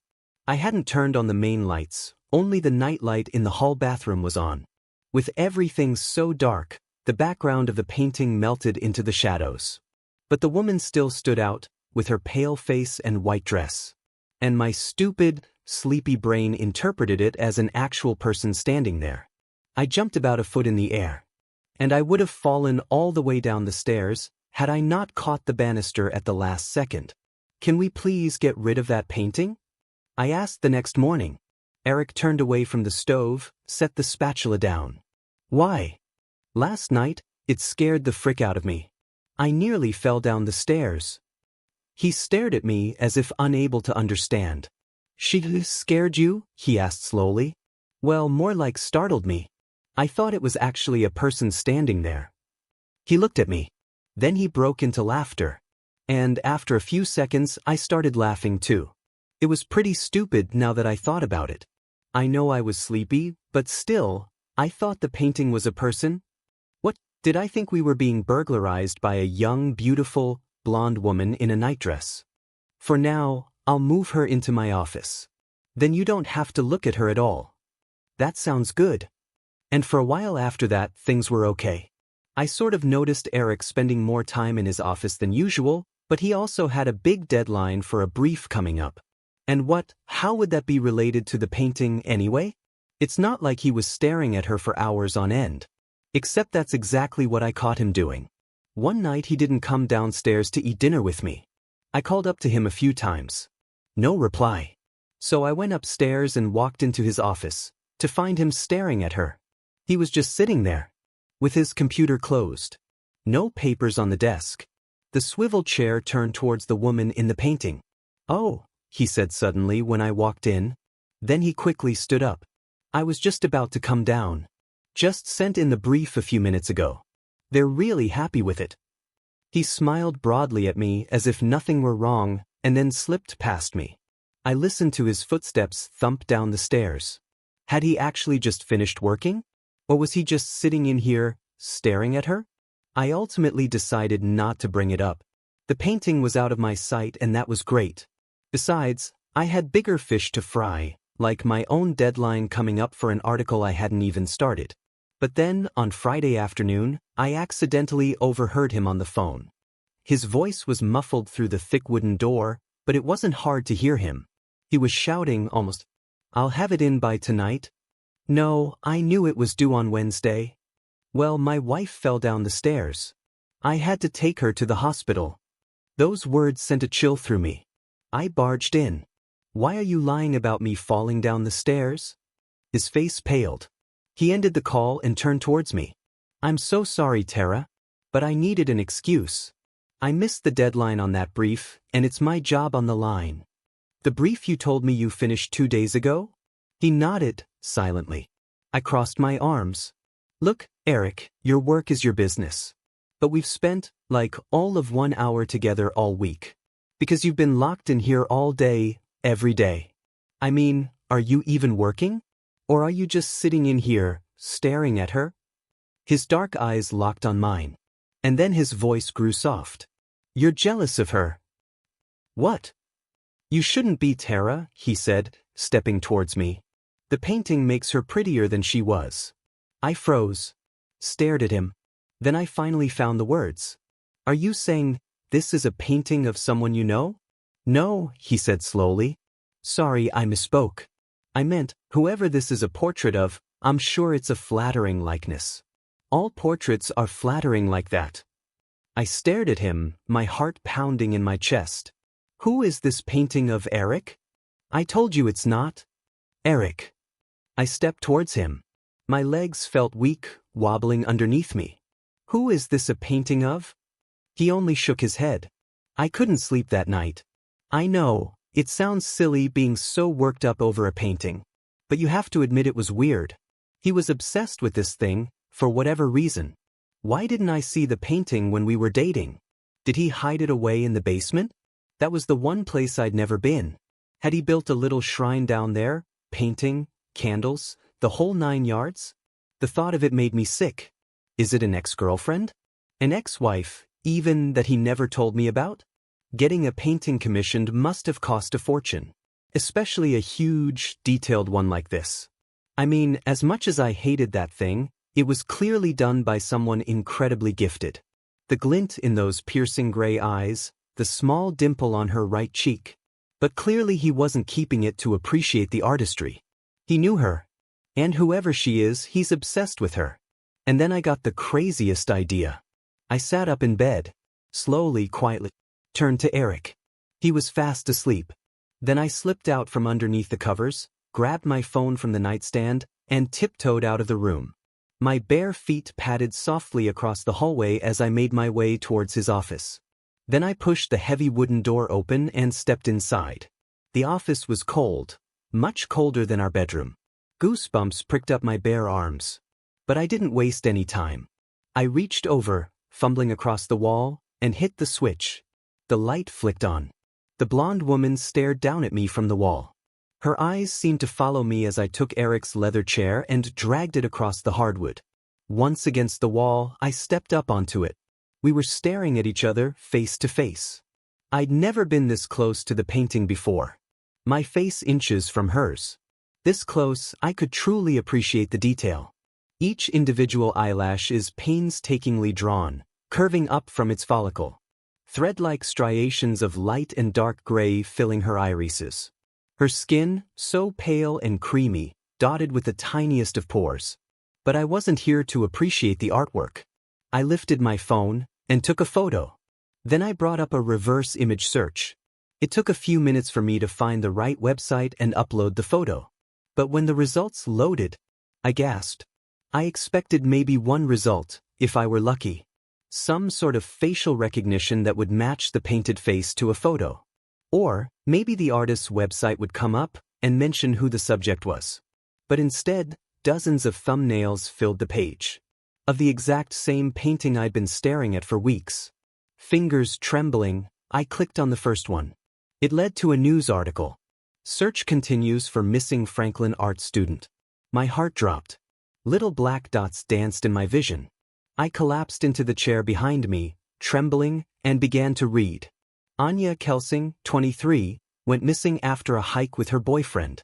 The two became separated when they came upon a bear. Her backpack was found roughly a mile from where the sighting occurred, but no trace of Anya was found. And the caption under the painting. Kelsing is a third-year student at Franklin College, majoring in fine arts. She recently completed a self-portrait that was exhibited at Le Coeur above. I clicked on the next article and the next, but they all said the same thing. Hike, bear, disappearance. All of them showed a photo along with her self-portrait. She looked strikingly identical to her painted likeness. None of them mentioned the boyfriend's name, but it had to be Eric. The most recent article, from 5 years ago, was a video clip of her parents begging for her search to continue. Sadly, judging by the news articles, it never did. I don't know how long I sat there. All I know is that I was suddenly jolted from my thoughts by a loud thump in the hallway. Footsteps. Coming towards the office. I shot up. He can't find me here. I glanced around the room, looking for someplace, any place, that I could hide. But it was probably too late. Surely he'd seen the light on from under the door. I ducked under the desk just as he stepped into the room. Tara! I clapped my hand over my mouth, trying to silence my ragged breathing. He's going to see the chair out of place. He knows I'm here. He knows. Tara, you in here? Why did I hide? I could have just said I came in here because I heard a noise. I needed a pen. I couldn't sleep. Why the fuck did I hide? Now he's going to know that I know. Tara. But maybe it's fine. Maybe the bear got Anya. Maybe Eric had nothing to do with it. Isn't that more likely than Eric being a murderer? There you are. I looked up and screamed. Eric was crouched there, in front of the desk, staring at me. I was looking for a pen, I stuttered, lamely. I wanted to write down. I remembered I have to pick up groceries tomorrow and I needed to add something. He tilted his head, a small smile on his lips. I don't think that's the truth, Tara. Make a break for it. I started to lunge out from under the desk. His hand quickly shot out and grabbed my wrist. You figured out who she is, didn't you? That's the only reason you'd be hiding from me. I trembled in his grasp. What did you do to her? I whispered. He let out a dry laugh. So you think I'm a murderer? How nice. That's the first conclusion you jumped to. No, I don't think you're a murderer. I swallowed. Stupid, stupid, stupid. If he killed her, and he knows you know, then you're dead too. I'm sorry. I didn't mean that. But what happened? They didn't find a body. Did the bear get her? He didn't reply. Just stared at me, silently, with those cold, dark eyes. I was jealous, I continued desperately, but now I understand. I wish you'd just told me. To lose someone like that, of course you'd want to keep the painting. That's all you have left of her. You should have just left it alone, he said, his tone oddly emotionless. I'm sorry you had to find out this way. I screamed as he lunged for me. It's over. His hands were clenched tight on my wrists as he dragged me out from under the desk. I pulled back, trying to wrench myself free, but it was no use. Thump. A loud crash sounded behind us. Eric whipped around, and for a split second, his grip released. I acted instantly, pulled free from him and ran, pivoting around the desk and racing towards the door. As I glanced back, I saw Eric, starting after me. But I also saw what had made the noise. The painting of Anya had fallen from the wall. It lay askew on the floor, her gray eyes staring emptily upwards. I was always a fast runner. Eric was only halfway down the stairs by the time I was at the bottom. Bursting out into the cold air, I began to scream. He grabbed me from behind and tried to pull me back inside, but it was too late. Lights were flicking on. Our neighbor rushed out of his house, dialing 911. It was over. The police arrested Eric for assault. And once I told them my story, of his obsession with Anya's painting, they were able to search our house. And hidden in his office drawer, in a small box, was a pair of gold earrings. The same earrings Anya wore on the hike that day. The case is slowly mounting against him. I'm hoping, praying Anya gets justice and that a jury convicts him of her horrible murder. And would he have done the same to me, if I hadn't escaped? If Anya's painting hadn't fallen off the wall? There was an explanation, of course. When Eric had moved the painting to his office, he'd mistakenly installed one of the hangers into pure drywall. The weight of the painting had caused it to rip out, and the painting fell. But sometimes, I think Anya was watching over me. That her self-portrait carried a piece of her. And that night, She'd protected me from falling victim to the monster who ended her life. The painting now hangs up in my foyer. Every day I walk by it, and new details pop out at me, the deep, shadowy green of the room behind her. A perfectly painted strand of blonde hair. The glint in her piercing gray eyes. And sometimes I think she's smiling back at me. Story 7. My sleep paralysis demon is actually a pretty chill guy. My first memory of sleep paralysis happened when I was 10 years old. I remember because it was the night my parents took me to see Shrek 2 for getting good marks on my report card. It was an evening show, so we got in late and my mom tucked me straight into bed when we got home. It was around 4 a.m. when I woke up. The light from my alarm clock told me that much. I couldn't feel anything, not my pajamas against my skin, or the warmth of my head against the pillow. I could feel my arms and legs, but they felt heavy, as if a great weight was holding them down. I tried to call out but I couldn't, my voice caught in my throat, my lips unable to move. I mustered a weak groan that sounded like a cross between a frog's croak and a zombie's moan, but that was it. I thought I was dead, that this is what death feels like, being awake but unable to move or tell anyone. My mind wrestled with the idea of being placed in a coffin, unable to tell anyone I was still alive in here, unable to move or say anything as the lid closed and they put me in the ground, still alive. My fear subsided as I felt my heart thudding in my chest in response to my near panic attack. I also became aware of my breathing, which slowed as the fear subsided. I calmed a little, thinking it was just a dream. That was when I saw him for the first time. Mr. Brown Sticklegs. He huddled in the corner of the room by my closet. His two oversized red eyes glowed in the dark of my bedroom.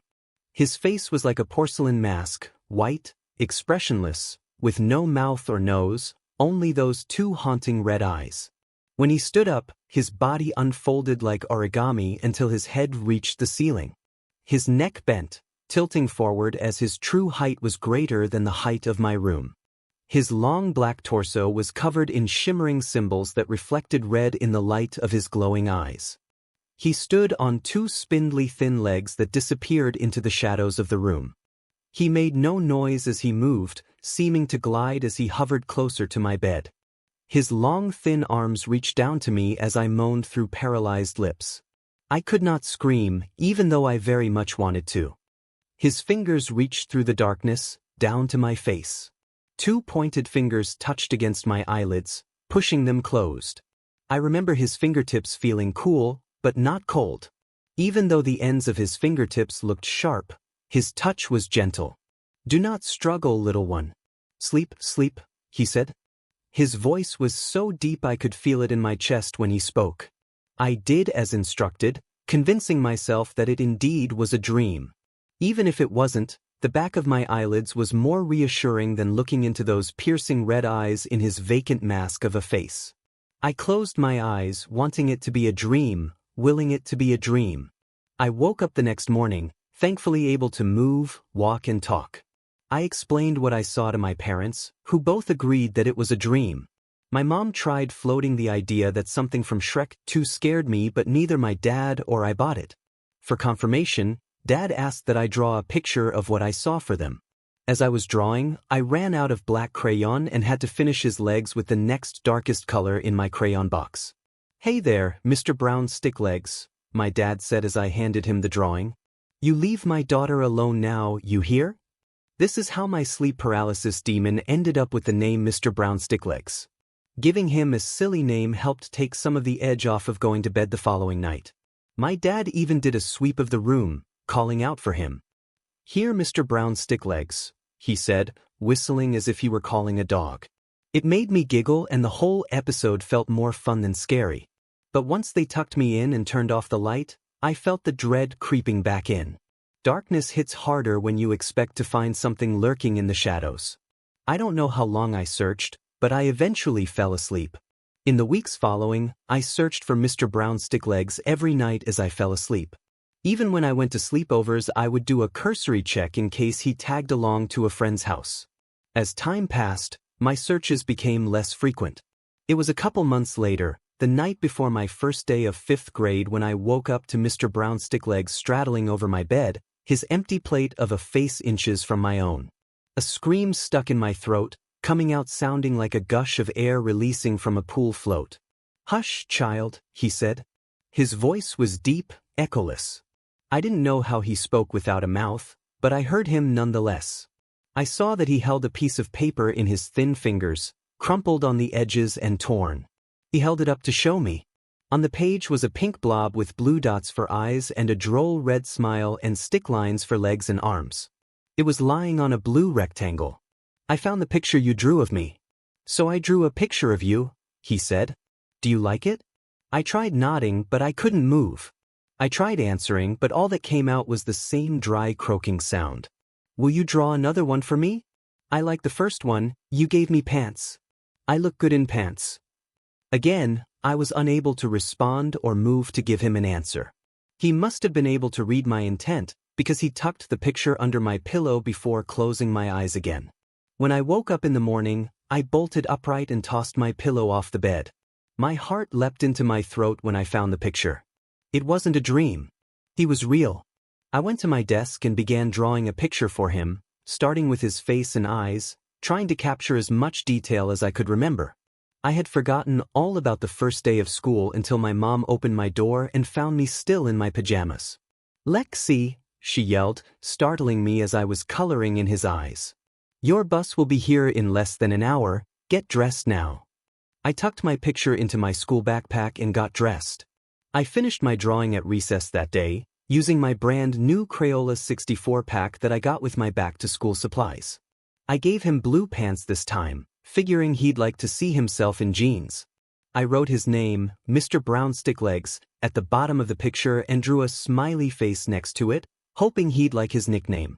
I flipped the paper over to write him a message on the back. I wanted to ask him questions, but didn't want to anger him since he visited me when I was at my most vulnerable. I wrote out my letter on a separate piece of paper before copying it over to the back of my picture. "Dear Mr. Brown Sticklegs, that's your name. My name is Lexi. I am in the 5th grade. What is your name? How old are you? Do you go to school? Why do you visit my bedroom? Why can't I move when you visit? You look scary, but you also seem nice. I hope we can be friends. P.S. I hope you like your blue pants." I added another smiley face at the end of the letter, my final emphasis on wanting to be friends. I considered closing with sincerely, but I figured love was a better, friendlier choice.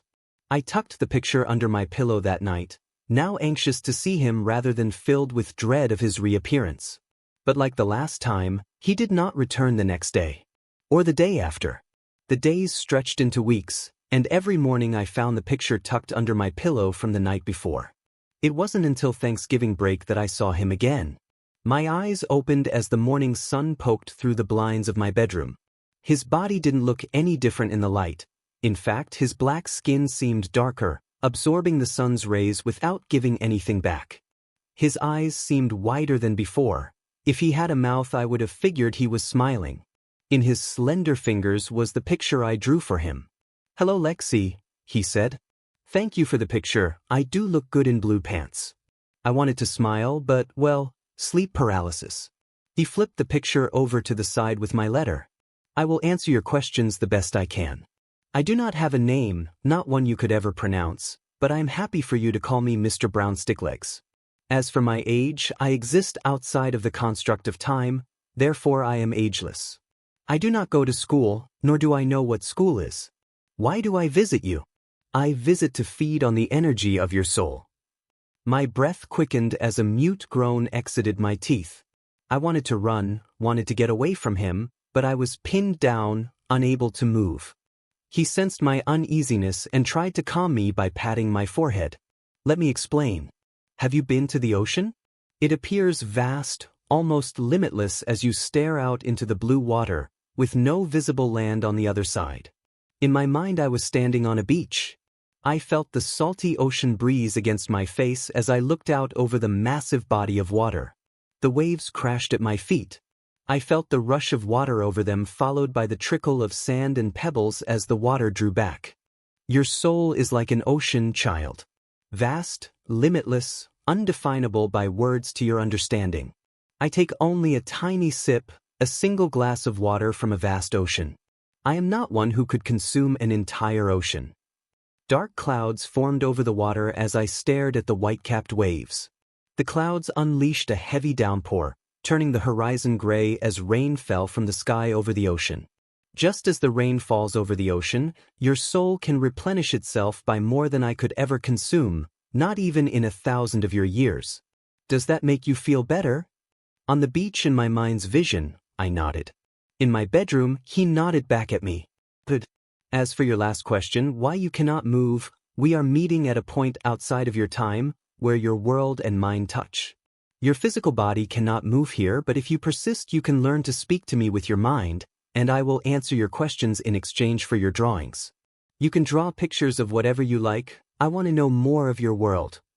In my mind, I nodded again. This knowledge is a gift so we can understand one another more. I am not one who would hurt you. He pressed his fingertips to my eyelids again, closing them. In my mind's eye, I was still on the beach, but the sun was setting, and no stars were visible through the rain. I drifted back to sleep to the sound of falling rain. The next morning I asked my parents for a sketchbook and colored pencils. They tried to hold me off until Christmas, but since I spent most of my afternoons and weekends drawing pictures up in my room, Dad let me open one of my gifts a week early, a Strathmore sketchbook with 100 pages with a 50-pack of Crayola-colored pencils. I started by drawing the rest of my family, Mom, Dad, my little brother Tommy, our cat Libby, and even though he had died, our dog Pancakes. Next I drew our house, then our car, then my school. I kept drawing anything I could think of, trees, birds, insects, until my sketchbook was full. I used my allowance to purchase more books so I could keep drawing. I honed my craft, redoing my earlier drawings in greater detail. My thoughts considered his wording. I am not one who could consume an entire ocean. I wanted to ask him if there were those who could, but I wasn't sure if I wanted to know such things. Mr. Brownsticklegs didn't return until my freshman year of high school. To him, it wasn't like any time had passed. I read up on lucid dreaming in the time between visits so that when he returned I would be better capable of talking to him. He held my book in his hands, flipping through my drawings, doting over the increased refinement of my drawing skills. I had filled a dozen sketch pads and upgraded from Crayola to Prismacolor Premier pencils for my drawings. His biggest surprise was when after he complimented my drawings I spoke to him. "Thank you," I said, seeing the words in my mind as I spoke them aloud. If he had a surprised expression, his eyes showed it. "You have been very busy, child," he said. "Do you have any questions you would like to ask?" I hesitated, but finally formed the words in my mind. "Are there creatures who can consume an entire ocean?" He didn't respond right away, which made me think I had not asked properly. As I asked him a second time, he put a finger to my lips as if to shush me. "There are those who can. They are known as the Dark Ones. They are capable of consuming entire souls, emptying them out, leaving them dry and barren. You should not fear them, but you should also not provoke them." His eyes curved downward, as if concerned or afraid. "What do they look like?" I asked. In my mind, my visions were filled with images of great, terrible creatures. Spiders taller than the Empire State Building on thin, spindly legs of shadow and smoke. Tentacled monsters in the seas lofting blue whales like they were toys, ripping them to shreds with their curved, chitinous beaks. Great, ghastly flying creatures that knocked over orchards and forests with the beat of their leathery wings. "I showed you only because you asked," Mr. Brownsticklegs said, "but it is best that we don't talk or think about them. Let them be." I nodded in my mind. He leaned forward and pressed his plate-like face to my head as if to kiss me on the forehead, which was odd since he didn't have a mouth. Then, as usual, he closed my eyes and I drifted back to sleep. My life took a downturn during the latter years of high school. My dad lost his job, and when the search for a new one dragged on, he turned to drinking to cope with his failure. He wasn't abusive, but he wasn't fun to be around either. In the months following, my parents would hush their arguing when I entered the room, greeting me with smiles as if nothing were wrong. That lasted until the day I came home from school to them fighting over a foreclosure notice from the bank. We moved out over a weekend from our home in the suburbs to an apartment on the other side of town. I internalized my feelings during that time. I withdrew from my friends and school activities besides the art club, the only one we could still afford. I saw my friends driving to school and hanging out while I rode the bus, too poor and too far out of the way to join in. My tastes began to change as well. Out was the bubblegum pop of Katy Perry, Kesha, and Taylor Swift. Instead I listened to Pierce the Veil, Sleeping with Sirens, and Bring Me the Horizon. My clothes and makeup became darker, more black t-shirts and skirts with black eyeliner and black fingernail polish. Mom called it my goth phase, not that she understood. My drawings became darker too. I moved from colored pencils to charcoal, drawing skulls and gothic-looking cemeteries as my passion for drawing animals and flowers waned. I also drew the dark ones in great detail, exactly how I remembered them in my mind's eye. Mr. Brown's stick legs visited me again a month after we moved into the apartment. He looked more at home in my room of black light posters and death metal bands than he did in my previous room. His eyes were dim, not the vibrant red as they were before. He stared at me as I lay in bed, unable to move. He moved inches from my face as I heard his words in my mind. Your soul tastes different now. He didn't speak of my drawings. I worried that he might, especially since I had been drawing the dark ones. Not only drawing them, but thinking about them, and what type of damage they could do if they were to wake. He seemed sad for me, although reading his expression was difficult with no face. He patted my forehead like before, but didn't close my eyes before leaving as he used to. My life continued its spiraling path like a bottle rocket with a broken stick. My parents didn't talk outside of short conversations about which bills to pay and which ones to ignore. Each night, Dad disappeared into a bottle while Mom disappeared online to chat with a male Facebook friend she knew from high school. The thing about rock bottom is that it's often a disguise for a trapdoor that drops you to an even lower depth than you thought possible. The first bottom came when my father died. Drove off the road into a gravel pit late at night with an empty bottle of bourbon in the passenger seat. I cried, but it felt hollow. I felt hollow. Even when Mom tried to hold me, I felt nothing inside, not sadness, not guilt, not anything. I disappeared into my sketchbooks, drawing even darker, more disturbing images. Death, dismemberment, vividly accurate vivisections of the cute animals I used to enjoy drawing. My friends no longer talked to me, which was fine because I didn't want to talk to them anymore anyways. I found people to hang out with, not friends, but people who could get me access to moments of chemical-induced euphoria to forget about life for a while. Just like that, the trapdoor opened, dropping me to a new rock bottom of addiction. One thing I had in common with my dad, but instead of falling into a bottle, I fell into a needle. I stole money from my mom's purse to feed my habits, not that she noticed. She was busy with her old Facebook friend who had moved from online acquaintance to nightly sleepover companion. When the time came to begin my senior year, I didn't bother going back. I kept drawing, filling entire sketchbooks with the dark images that reflected my bleak outlook on life. The dark ones were prevalent subjects during this period of my life. I drew them feasting on humanity, raking flesh from bone in their jagged teeth behind lips of smoke. I came home one night to find my mom and her new male friend in the middle of a fight. It was different from her fights with Dad, more violent, more physical. When he raised his hand at me for trying to intervene, I decided it was time to bolt.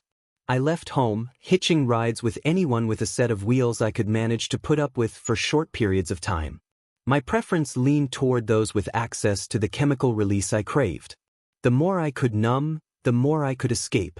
I found certain drug combinations had similar effects to sleep paralysis, where my mind's ability to control my body's action became severed.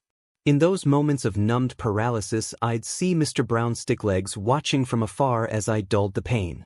I saw what I perceived as the dark ones too, but they weren't hiding in the shadows like Mr. Brown's stick legs did. They were the shadows. I called out to them as well, for in those moments I wanted nothing more than to be hollowed out and empty, a void so dark no pain could ever penetrate it. When they didn't answer, I called out to Mr. Brown's stick legs, but he would vanish every time. Perhaps it was all just a drug-fueled hallucination. Overdosing was never my intention.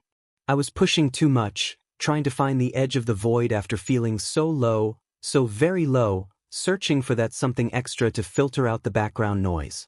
I took it too far, giving myself a near-lethal dose.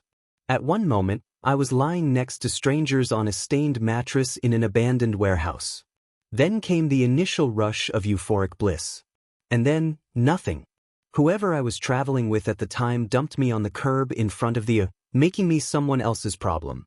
This was my rock-bottom moment, although at the time, it felt more like freefall. I spent 3 weeks in a coma. I was aware of my surroundings, and could hear the doctors and nurses as they checked my vitals and tended to my cleanliness and upkeep, but I couldn't move or speak. At the end of my 3rd week in the ICU on an incubator, I looked up to find Mr. Brown Sticklegs hovering over me, his round red eyes peering through the darkness. "What have you done to yourself, child?" His voice spoke inside my mind. In my mind, I was beside him, standing in the middle of a vast salt flat desert.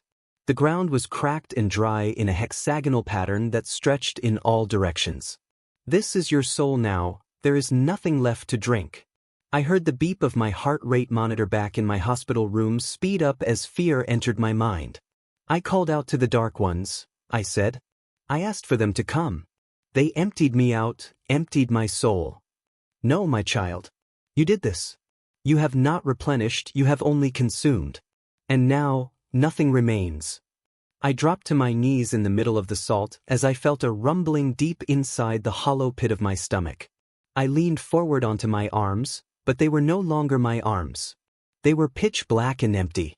I could feel them, but when I looked at them, they were empty voids of smoke and shadow. I stood up on my legs, but they were no longer my legs. The darkness swirled up my torso and down my arms. The emptiness inside me consumed my entire body until only my head remained. What's happening to me? I heard a snap as my arms and legs split, forming 8 black, spindly thin legs. I collapsed onto them, unable to support myself. Mr. Brown Sticklegs glided down in front of my face, his eyes inches from my own. "As I told you, child, only the Dark Ones have the ability to consume an entire ocean of a soul. That is your fate. That is what you will become."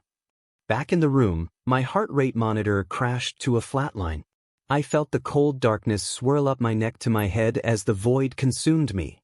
I was aware of the nurses and doctors huddled around my body, prepping the crash cart, but all I felt was the cold consuming what was left of me. "Help me," I uttered. "Please." My physical body jolted from the electric paddles, but I felt nothing. Only the cold darkness. A needle injected into my foreline as they recharged for another burst of electricity. Still I felt nothing. Only cold, only darkness, only the vast emptiness of the void. Mr. Brown Sticklegs tilted his head as he stared through his unblinking red eyes. He leaned forward, pressing his plate-like face to my forehead. I felt a vibration against my skin, followed by the tingling sensation of heat returning. The darkness receded back down my arms and legs. As he pulled back, the red in his eyes had diminished. A gift for the girl who gave me pants. A tear formed in my eye. It rolled down my cheek and fell onto the parched landscape below. Before I could say anything, an electronic jolt coursed through my body, pulling me away from the salt flat expanse and back to my hospital room. The sinus rhythm of my heart rate monitor returned to normal. I felt the cool gel of the defibrillator paddles against my chest. I remember squeezing the hand of one of the attending nurses, who smiled down at me. "Look who's awake." I cried, but it was different than before. I felt the pain I had long been avoiding, but I felt something else as well. I felt grateful, and I felt a sense of hope I hadn't known in a long time. It was a long road back from the darkness, but the thing about the road to recovery is that, like a road, it leads to a destination. After years of listless drifting towards the void, having a destination was an important first step in finding self-love. I reconnected with my mother, who was struggling with her own form of the darkness. We leaned on one another, talking and going to therapy as we worked through the issues that drove us apart. After my release from the hospital, I moved back home with her Facebook friend long gone. I got my GED and used my many sketchbooks as a portfolio to get an apprenticeship at a tattoo parlor. I've been clean for 4 years now, and it feels good to smile again. Granted, I still prefer Pierce the Veil to anything from Katy Perry's catalog, and my tattoos and jewelry have more skulls than fluffy bunnies, but that's all on the surface. I no longer crave the darkness to consume me. I often think about the vision with Mr. Brown Sticklegs on the salt flats that night in the hospital. I had not seen him since that night, and I often wonder about the state of my soul since that day. Has it replenished, or is it still the dried-up barren wasteland that he took me to on the night? Last night, around 3 in the morning, I finally got my answer. I woke up with a heaviness on my chest, arms, and legs. At first I felt the grips of fear grabbing hold, much like the first time I experienced it. But then in the dark corner of my room, I saw glowing red eyes staring back at me from the shadows. In spite of my sleep paralysis, I couldn't help but smile when I heard his voice call out to me. Story 8. Letter from the girl who watched you grow up. The first time I saw you, I was surprised I could see you. You had a small turtle in your hands. You kept calling it Michelangelo, which I assumed was a nod to the Ninja Turtles. You tossed your long brown hair behind your back and knelt down to place the turtle on the ground. You were excited to see it wobbling on the grass. It reminded me of my cat and how I used to play with him when I was your age. I witnessed your entire childhood from my small window. Your first ride on a bicycle. Your first day of school. Your first real friend Brenda. Your first day of middle school and the cute uniform you got to wear. The time you won the science fair and you brought home a trophy shaped like a cell. You were such a happy girl. I saw you grow older. Your body is changing. You grew taller, your body slimmer, your face as beautiful as ever. I witnessed as others started to notice you in a different way. The stares from the jealous girls. The googly eyes from the young boys. As all this happened before my eyes, I noticed myself changing too. I got older. I got weaker. I got disillusioned. Bruised. I lost my will to escape my painful life. All I had was this window to your life to keep me going. I lived my days through yours. Watching you was enough entertainment for me. You couldn't know the different ways you saved me from bad thoughts, bad days, and all the pain I had been suffering from. I saw the day that handsome young man came to pick you up in a red convertible. Your mother wasn't happy about it, but she knew she had no choice. You had to start spreading your wings at some point. You left in a gorgeous floral dress that matched the summer's flowers. You came back late that night. You had a stuffed bear and some leftover cotton candy. I imagined you had gone to the fair. I imagined all the rides you must have gone on. All the fun that must have been for you. I was so happy that you had enjoyed your first date. And then came the magical kiss. He leaned in, blushing, and kissed you. Your cheeks were so red that I instantly knew I had witnessed your first kiss. I closed my eyes, imagining what that must have felt like. For 1 second, I imagined it had been me wearing that dress, smiling so big, with butterflies in my belly and a kiss on my lips. But I was happy for you. I wanted to thank you for allowing me to live again. For allowing me to dream again. I wanted to thank you, but just couldn't bring myself to you. I couldn't go talk to you. I didn't know how. If only you knew about my window. And then one day I heard him talking about you. The man I live with. He noticed you. I heard him complaining about how pretty girls like you shouldn't show off their legs like that. The moment he mentioned your legs, I knew it was over. I knew you would become his next trophy. I had to keep you away from him. This was my chance to thank you. I couldn't let you turn into me. I was lucky. I don't know why he liked me this much. Most other girls came and went, never to return. And yet, amidst all the years, he always kept me down here. I think it's because he saw that I still had a light in me. Because I had you. All the other girls died long before he killed them. I could tell that they were already dead in their eyes long before he viciously murdered them in front of me, showing off his skill. But not me. You kept me going. I had my little window. A little crack high up on the wall of this basement I call home. He didn't like that he couldn't break me down. He didn't know about the little crack. So he kept me to see how long I could stay like this. It is a sick game that I've been winning thanks to you. But then, he noticed you. And I knew what fate awaited you if he laid his monstrous hands on you. Whatever strength I have left, I've collected it and prepared myself to finally do something about it. I want to thank you. Because if you're reading this letter, it means I did it. I gathered my courage, packed it neatly into action, and went through with my plan to escape once and for all. I will make him believe I've died. I don't know if it'll work, but if it does, he will reach to pick me up. I'll immediately kick him as hard as I can where it'll hurt the most. As hard as I can. I will then steal his keys and run as fast as I can and drop this letter off in your mailbox. I have a feeling he will chase me and get a hold of me eventually because I am weak. I'm very weak. Battered. There is barely a human left in this body of mine. But if that is the case, I've been prepared to leave this world for a long time. I doubt anyone will hear or see me. This street is so desolate. You're the only life here, it seems sometimes. But so long as you get this letter, I know that I did my part and that you'll be safe. Monsters are real. This one is named Ryan Morehouse.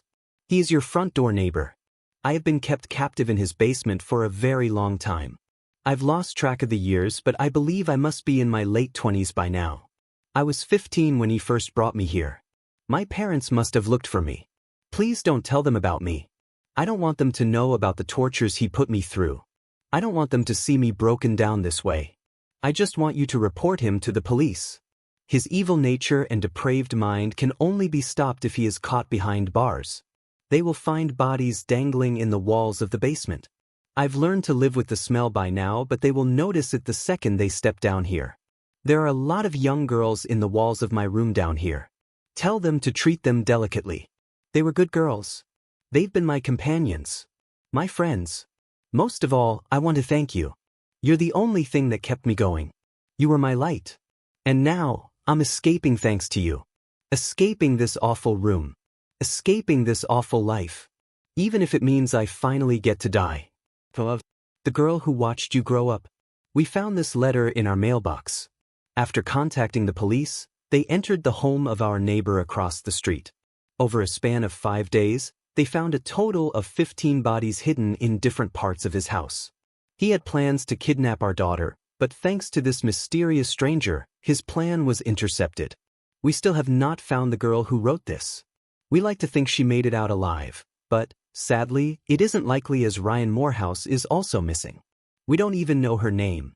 But we did find the little crack in the wall, the one where she saw my daughter grow up from. Letter from the girl who watched you grow up, Part 2. First letter. Hi. It's me. It's been a while since I last wrote to you. I read in the newspaper that you received my letter. I guess you know about me now. I bet you're wondering who I am. What my given name was. Who my parents were. Where I lived. Where I went to school. What I dreamt of becoming when I grew up. I don't know. Maybe you didn't wonder. Maybe I just wished you did. Maybe I just wished someone did. When you're locked away for so long, watching as the world passes by, not taking a second look at the blue house with the man with the fake smile, you start to understand that you don't really matter.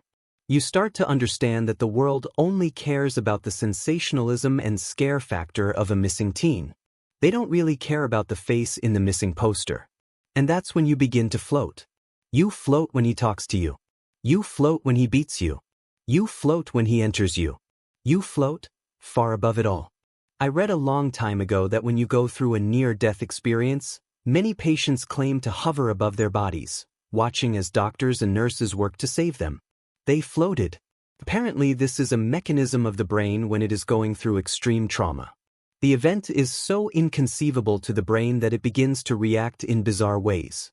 It becomes detached, or at least, pretends to, so that the patient feels safe. Why did that? I floated, watching from a distance the things that were happening to me. I guess that's what happens to you when you die a little every day. I guess that's what happens when they kill you a little every day. He was dashing. He was clever.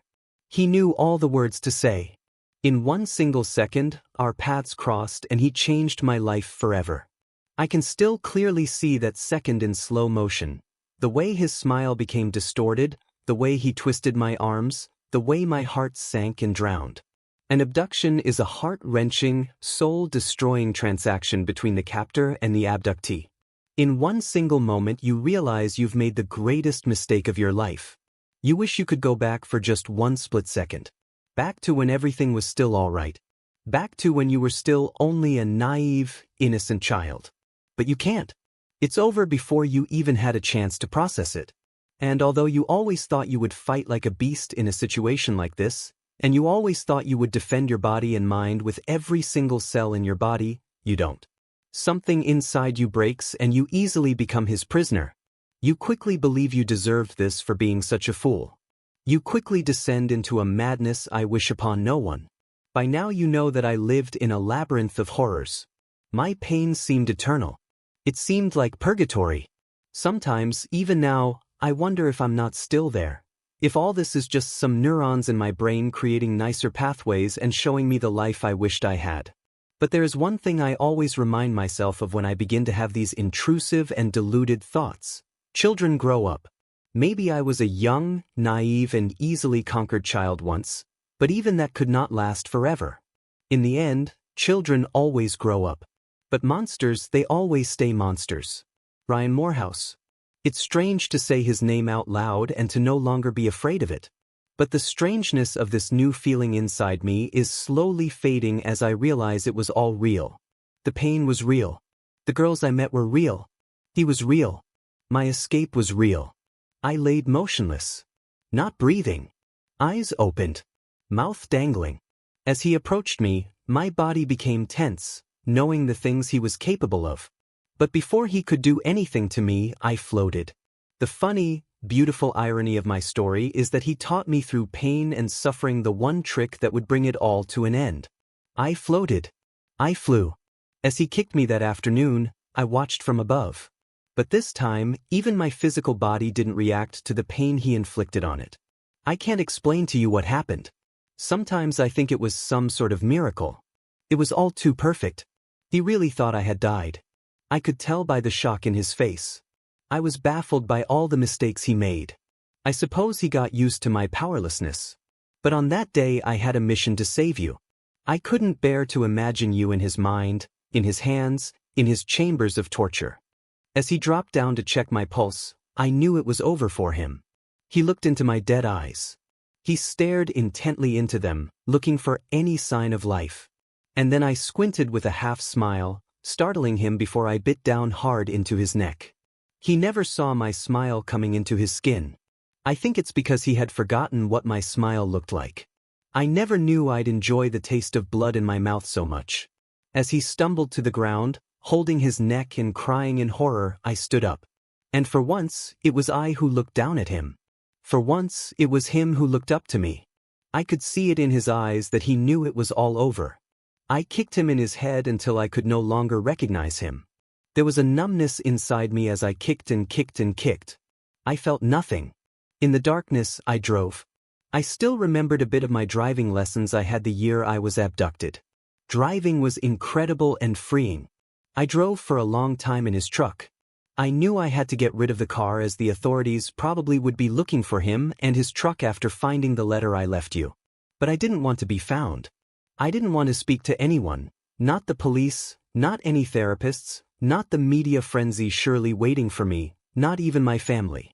I was thirsty for a freedom that I had never known. A freedom far away from every single living thing. I made it to the desert and walked out of the car, leaving his body in the back seat. I enjoyed the colors of the sun as it lightly went to sleep for the night. The freedom that I felt inside me was indescribable. It was as if I had been born again.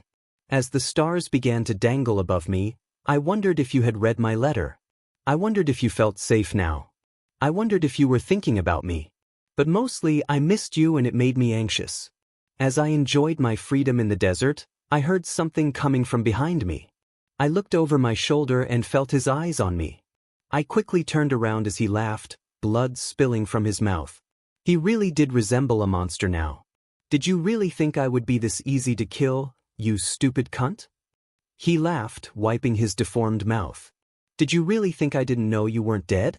Even I have survived worse beatings than that, you fucking fool. I retorted, slowly smiling again.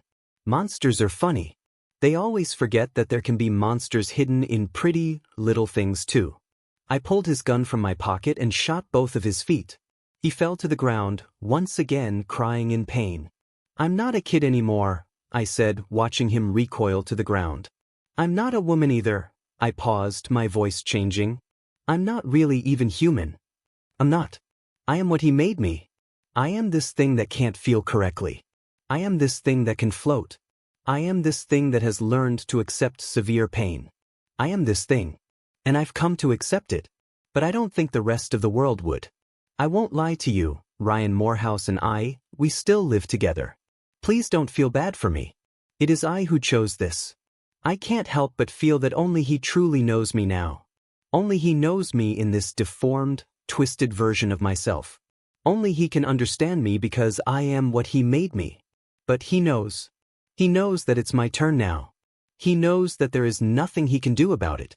He understands that he must serve me now, and that he doesn't have a choice but to be powerless and helpless like I once was. With time, he will learn how to float too. I wanted to write you this letter to give you a proper thank you. Thank you for always being there for me. Through that small crack, that small hole in the wall of the basement, I saw you grow up in your front yard. I saw you shine. It is what truly kept me going. Your beauty, your innocence, your kindness, your wit all made me live longer just so that I could watch you for one more day. It was like watching my favorite TV show, and I didn't want to miss one single episode. So thank you for that glimmer of hope that kept me going through all those years that I was held captive. It makes me eternally happy to know that you'll never know the horrors of that unforgiving basement. It makes me happy to see you on your journey. It makes me happy to know that you've put the fear of Ryan Morehouse behind you. I'm ecstatic that you've chosen criminal justice as your major. I like to believe that I had a little influence in that. I love the way you've decorated your dorm room. I also love what you've done with your hair. When the sunlight hits it just right, the highlights make you look like an actual angel. You might be wondering how I know all of this. Well, I wanted to admit something to you. I still get panic attacks. I still get horrendous flashbacks and I end up almost drowning in my own sweat at night. So, I have done what I've always done to reduce my anxiety. I still watch you. Last night, I had one of the worst flashbacks since I escaped. I could feel him inside me. It was physically painful. So I ran out of my house and drove over to spend some time with you. Watching you sleep made it all go away. The way your chest rhythmically moved up and down brought a calm over me that I've only known when watching you. I apologize that I still have not physically introduced myself to you. I'm just not ready to come out to the world yet. I still have some things to do with Ryan Morehouse before I can reveal myself. But do know, one day, as all monsters do, Ryan Morehouse will expire from this world. And perhaps only then will I be truly free. Free to come and introduce myself to you. And maybe then we can be real friends. Maybe then, you can accept me for who I am. In the meantime, thank you for your help in my time of need. I'll see you soon. With all my heart. The girl who watches you from afar. 6 months ago, we received a letter. It was a bittersweet moment. We rejoiced as we realized our daughter was saved from a horrific man, but we were saddened to find out that we had lived in front of a house where many young girls had been held captive and murdered. Most of all, we prayed that we could find the anonymous girl who left us the letter. Although we received many messages asking us for an update, we were asked by the detectives and agents not to share information as the investigation was active and ongoing. Normally, I would respect the wishes of law enforcement. However, I find myself in a difficult position. I truly believe the public should know about the dangers that hide behind pretty little houses in pretty little neighborhoods. It is nauseating and petrifying. This is why I've chosen to share it all. The first time we received a letter from the victim, we were thankful for the writer, for the girl. But this second letter has left us shocked and frightened. Once again we are left with unknowns. The unknown of whether our daughter is now being followed by a stranger. The unknown of the mental state of this stranger. And the unknown identity of the girl who watched our daughter grow up. Story, mine. Fran and Jock. I was the last in a long line of grandkids on both sides of the family. No one has ever said as much, but I'm pretty sure I was an oops baby, the result of one too many glasses of wine and a couple over 40 who thought unplanned pregnancies were for teens. Oops. By the time I came along, both of my grandmothers had already passed away and my grandfathers were elderly and lived in different states. Trying to coordinate travel plans for a family of 5, including an infant, was difficult on a budget and neither of my grandpas were up to frequent trips, so visits were rare and spaced out over long periods. Still, both of my parents wanted me to have a relationship with them, so we trade phone calls so they could hear my nonsensical baby babble. They'd write me letters for mom and dad to read to me, and they'd get crayon scribbles in return. When I was 3, they both started to experience declines in health. First my maternal grandpa, then my paternal one. Fearing the worst, Mom purchased a pair of teddy bears, the kind that had recorders in them so you could record a message that would play when the bear was hugged, and made sure to get a message saved from both. My mom's father died when I was 4. A few days after his funeral, I was given a white teddy bear with bright blue eyes that twinkled from beneath a plaid flat cap and a green sweater. When I gave it a squeeze, I heard my grandpa's slightly muffled voice from its stomach. "I love you, Sadie." 2 years later, after Dad's father passed, I got the other one. It was a slate gray color and the stitching on his face gave him a rather serious expression for a stuffed animal. A pair of red suspenders held up his tan trousers. I fell asleep hugging it and my dad told me some years later, with tears in his eyes, that randomly throughout that night, he kept hearing Grandpop's voice coming from my room. "I love you, Sadie." I named my white bear Fran and my gray bear Jock and put them on a shelf above my bed, where they sat throughout my childhood. Honestly, I didn't give them much thought. They had become fixtures of my room, the same way the lamp and dresser were. Every now and again, I'd come home from school to find one of my parents standing beside my bed, looking up at the bears or giving them a little squeeze. Even as time passed, they still recited their single phrase without fail. Aside from those instances, though, Fran and Jock were little more than dust collectors from my childhood. When I went away to college, the two didn't make the cut and were left behind while I made my way out into the world for the first time.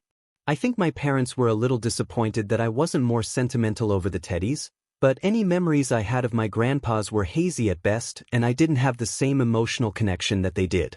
When Mom gently asked about whether I would like them when I moved into my first apartment, I told her no, that they were probably better off with her. "Okay," she said, "well, they'll be here if you change your mind." I was pretty confident I wouldn't.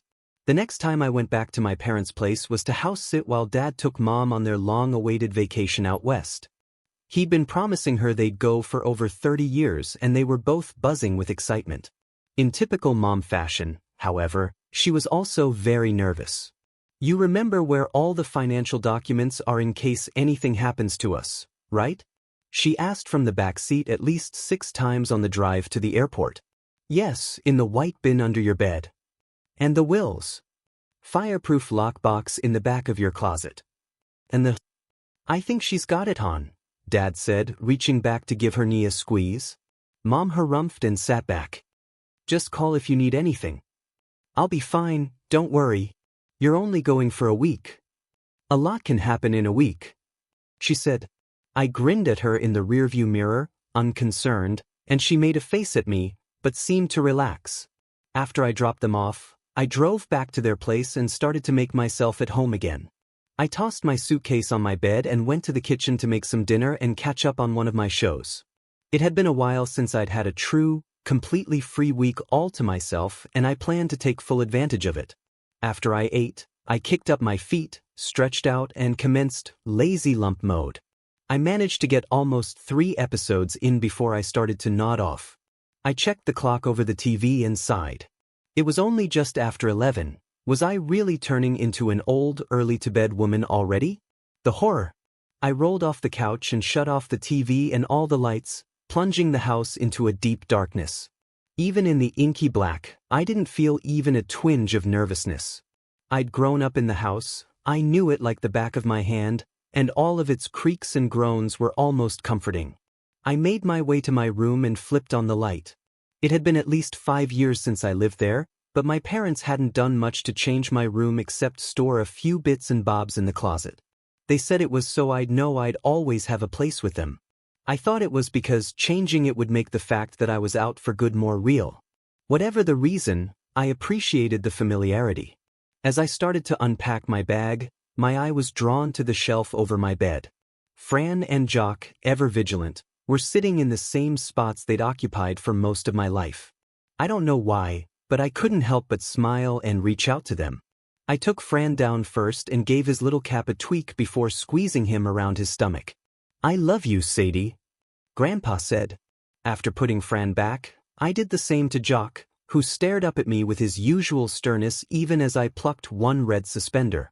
I love you, Sadie, Grandpop said. It was the first time I'd listened to them in a while.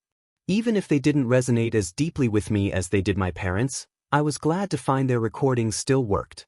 A quick trip to the bathroom and a change into my PJs later, I was in bed and fast falling asleep. I can't say exactly what woke me. A nightmare, I figured, given that my heart was beating quite quickly, but I couldn't remember any details. I took a deep breath and rolled over, already falling half asleep again, and found myself face to face with a dark figure on the pillow beside me.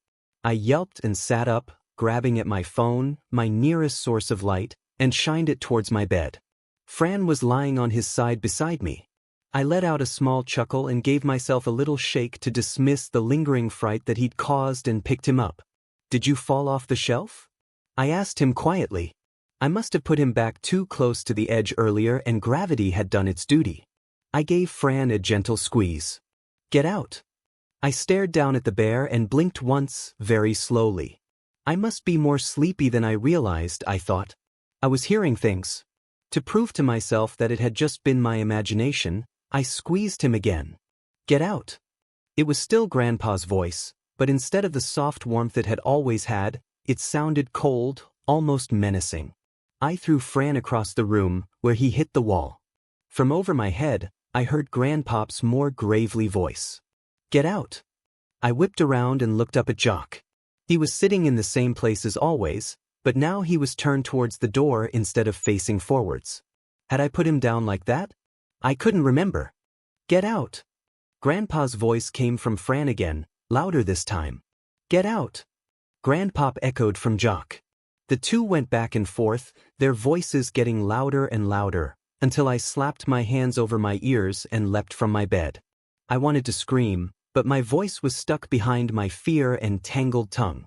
I stumbled across my dark room, chased by my long-dead grandfather's voices. I know you're down there. Jock shouted in Grandpop's voice. I froze. Down there? Down under the shelf? I glanced over my shoulder at the gray bear staring silently down from over my bed. I had to get out of my room. I had to get out of the house. I yanked open my door. I see you, Fran said in Grandpa's voice. I was halfway out into the hall, tears streaming down my face. I didn't know what was happening. Was I going crazy? Was I dreaming? All I knew was that my two childhood toys were screaming threats at me and I had to get away from them. I turned towards the stairs. You take one more step, I'll make sure it's your last. Jock bellowed. Get out. Fran roared. From somewhere downstairs, a step creaked. Someone else was in the house. They weren't yelling at me at all, I realized with a very strange mix of confusing relief and newly formed horror. They were yelling at the intruder who was making their way up the stairs, towards me. Get out. My grandfathers howled together. Footsteps clambered across the wood floor downstairs. Something fell over in the living room with a loud crash, and again in the kitchen, before the back door slammed against the counter as it was thrown open and a car engine rumbled to life. Somehow, I regained my wits enough to run to my parents' room and look out the window to the driveway below. An SUV was peeling backwards out into the street. It slammed into the neighbor's mailbox, righted itself, and then screeched off into the night. A heavy quiet had fallen over the house again. After waiting a few long, tense minutes, I crept back across the hall and peeked into my room. Fran and Jock were where I'd left them, both completely silent. When they stayed that way, I hesitantly approached Fran, who was lying on his side with his little flat cap beside him. I picked him up and, with trembling fingers, squeezed his stomach. I love you, Sadie, Grandpa said warmly.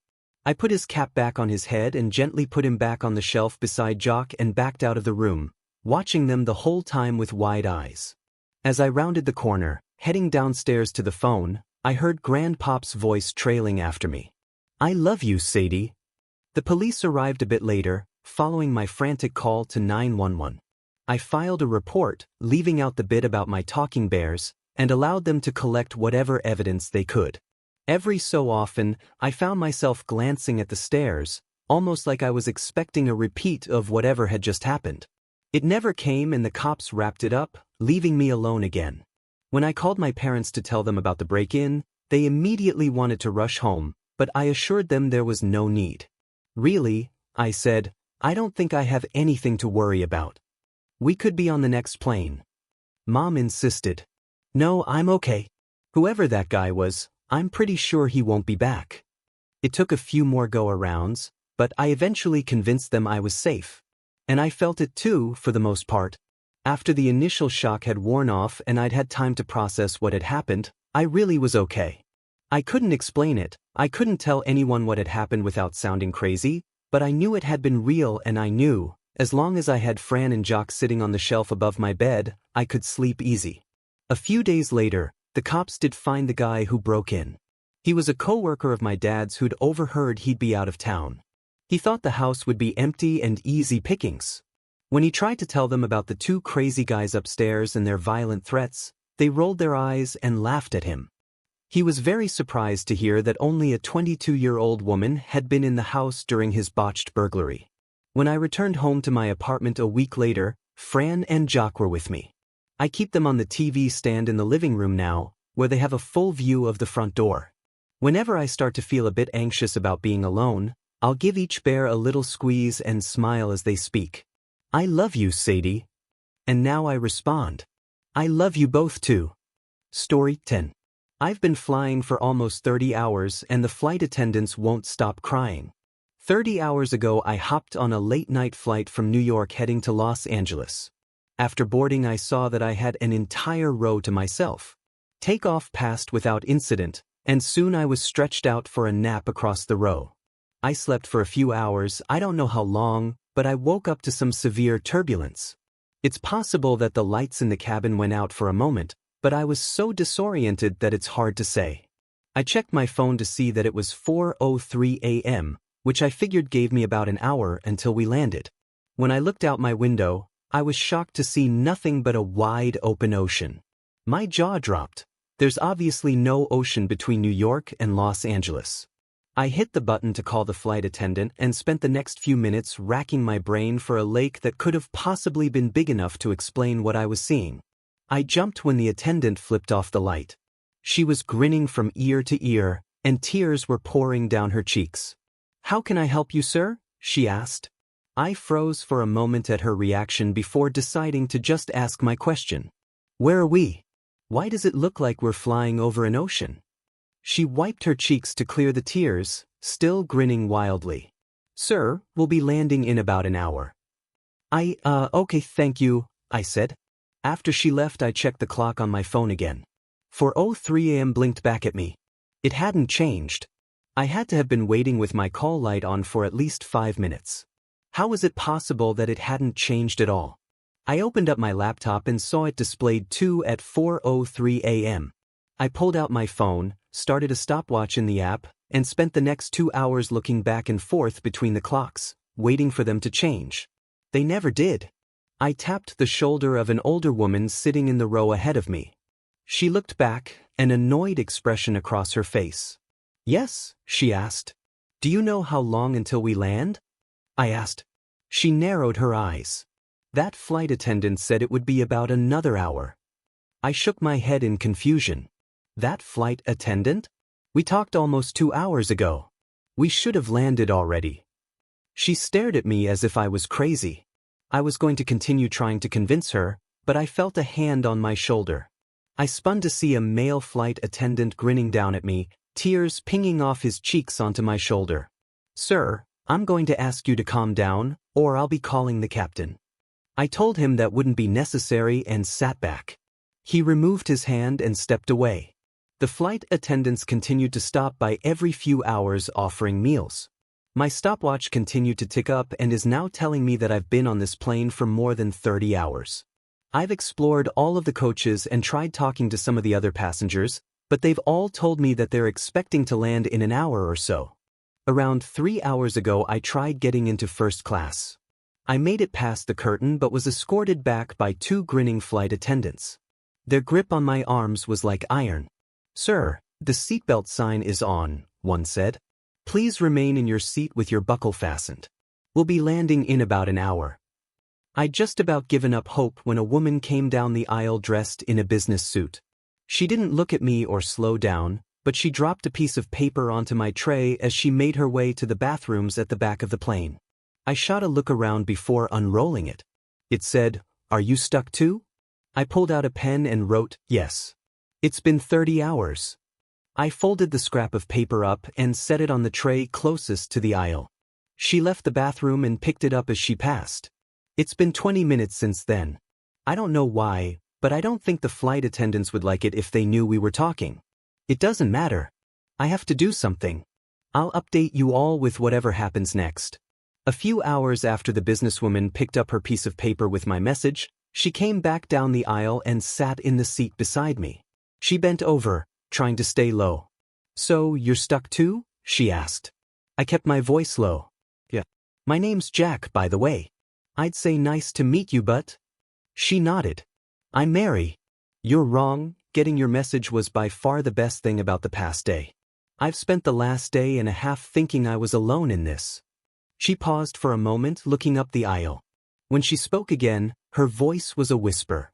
"So, Jack, do you have any theories on what the hell's going on?"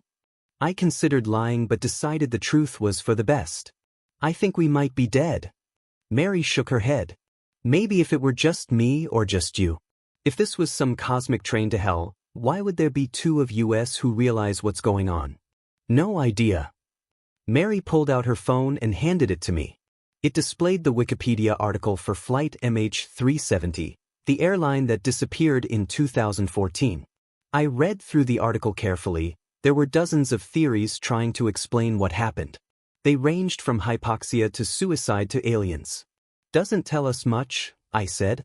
"Not much other than that this may have happened before," she said. "How about you? Any theories as to why anyone else can't see what's going on?" We talked it over and realized one thing we had in common was that we were both fast asleep at 4:03 a.m. There's no way we were the only ones asleep at that time though. Maybe everyone else was just napping. I don't know about you, but I was well and truly asleep. The cabin lights flicked off and a dozen red emergency lights in the floor flicked on, casting the cabin in a red glow. The intercom crackled to life saying, "Passengers, please return to your seats.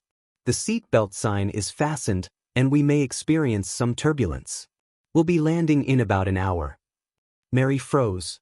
"Should I go back?" she asked. "Maybe they won't notice if you're gone. But maybe they already know and they're just trying to separate us." Mary nodded. "We should stay together. That's a better idea." The intercom crackled again. "Ladies and gentlemen, I am pleased to announce the arrival of the captain. We'll all be given the opportunity to speak with him. Please remain in your seats until he calls you. If you need assistance, don't worry. A flight attendant will happily help you on your way." Sounds of passengers getting to their feet echoed from further up in the plane. We sat in silence, trying to get a look through the curtains separating us from first class. "The captain?" I asked. "No idea. But it didn't sound like they were talking about a pilot to me. Did they?" "Nope." That's when a pungent sulfur smell hit us, so strong that I had to resist the urge to gag. It reminded me of the worst rotting eggs I'd ever smelt in my life. But the old woman sitting ahead of us didn't react. She just kept watching a movie on the back of her seat. "Don't cough," I said to Mary. We fought it for a few long seconds before giving in, coughing hard and violently. A second later, the curtain opened. Mary and I froze, staring down the now red fuselage. 4 flight attendants passed through the curtain and made their way down the rows towards us, grins stretched wide across their faces. They were still crying, but this time the tears streaking their faces were darker. It's hard to say with the lighting, but it looked like blood. My eyes weren't drawn to them though. I looked over their shoulders at the figure standing near the front of the plane. It was a black silhouette standing beside the cockpit door. It was at least 8 feet tall and pointing towards us with a single finger. It had called us. "The bathrooms!" I shouted. We ran towards the back of the plane, the flight attendants closing in behind us. Blood dripped from their grinning cheeks onto the carpet of the plane. "The captain is here," he said in a perfect customer service voice. His grin widened as he moved towards us. We made it to the bathrooms, jumping into opposite sides. I slammed the door shut and locked it, pressing my feet against the folding center part of the door to keep it closed. They began banging on the door and pulling at the handle while I fought to keep it closed. "I'm sorry, but you'll both need to speak with the captain," one of the flight attendants said. "Jack!" Mary screamed. "Help!" A distinct snapping sound like breaking metal came from her bathroom. She continued to scream as the sounds of struggle migrated up towards the front of the plane, towards the black figure I'd seen. I'd like to say I jumped out and fought them, that I distracted them or did something heroic. I didn't. She was carried away, and a few short seconds later her screaming was cut off. That was a few hours ago, and I'm still locked inside this bathroom.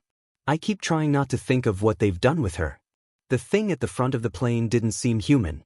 I hope it didn't kill her, not after she was shouting for my help like that. I couldn't take that. I haven't heard any movement outside in a few hours, but I'm terrified to open the door. I'm far from the seat outlet, so my phone's almost dead and I haven't eaten in way too long. If I go out there, will the flight attendants remember? What if that thing is still waiting for people? After another dozen hours or so, I opened the bathroom door. The lights in the cabin were back to normal and I couldn't smell any sulfur. I cautiously made my way back to my seat and almost cried when the grinning, crying flight attendant came by offering a meal. That crappy airline food was the most delicious thing I'd ever eaten. When I'd finished, my mind immediately turned to Mary. What had happened to her? I crept down the aisle towards first class, trying to keep a low profile. Surprisingly, the flight attendants were nowhere to be seen. They'd almost seemed to ignore me, almost as if they wanted me to find her. She had a row to herself and was staring down at her phone in the window seat. I slid into the aisle and shook her arm. "Mary!" I hissed. She pulled out her headphones and stared at me with a surprised expression. "Yeah? What's going on? Are you okay?" I asked. "What did that thing do to you? What did they do to you?" "I'm sorry, remind me how I know you?" "What do you mean?" "We just dash." I realized with sinking horror that she had no idea who I was. I fought back tears.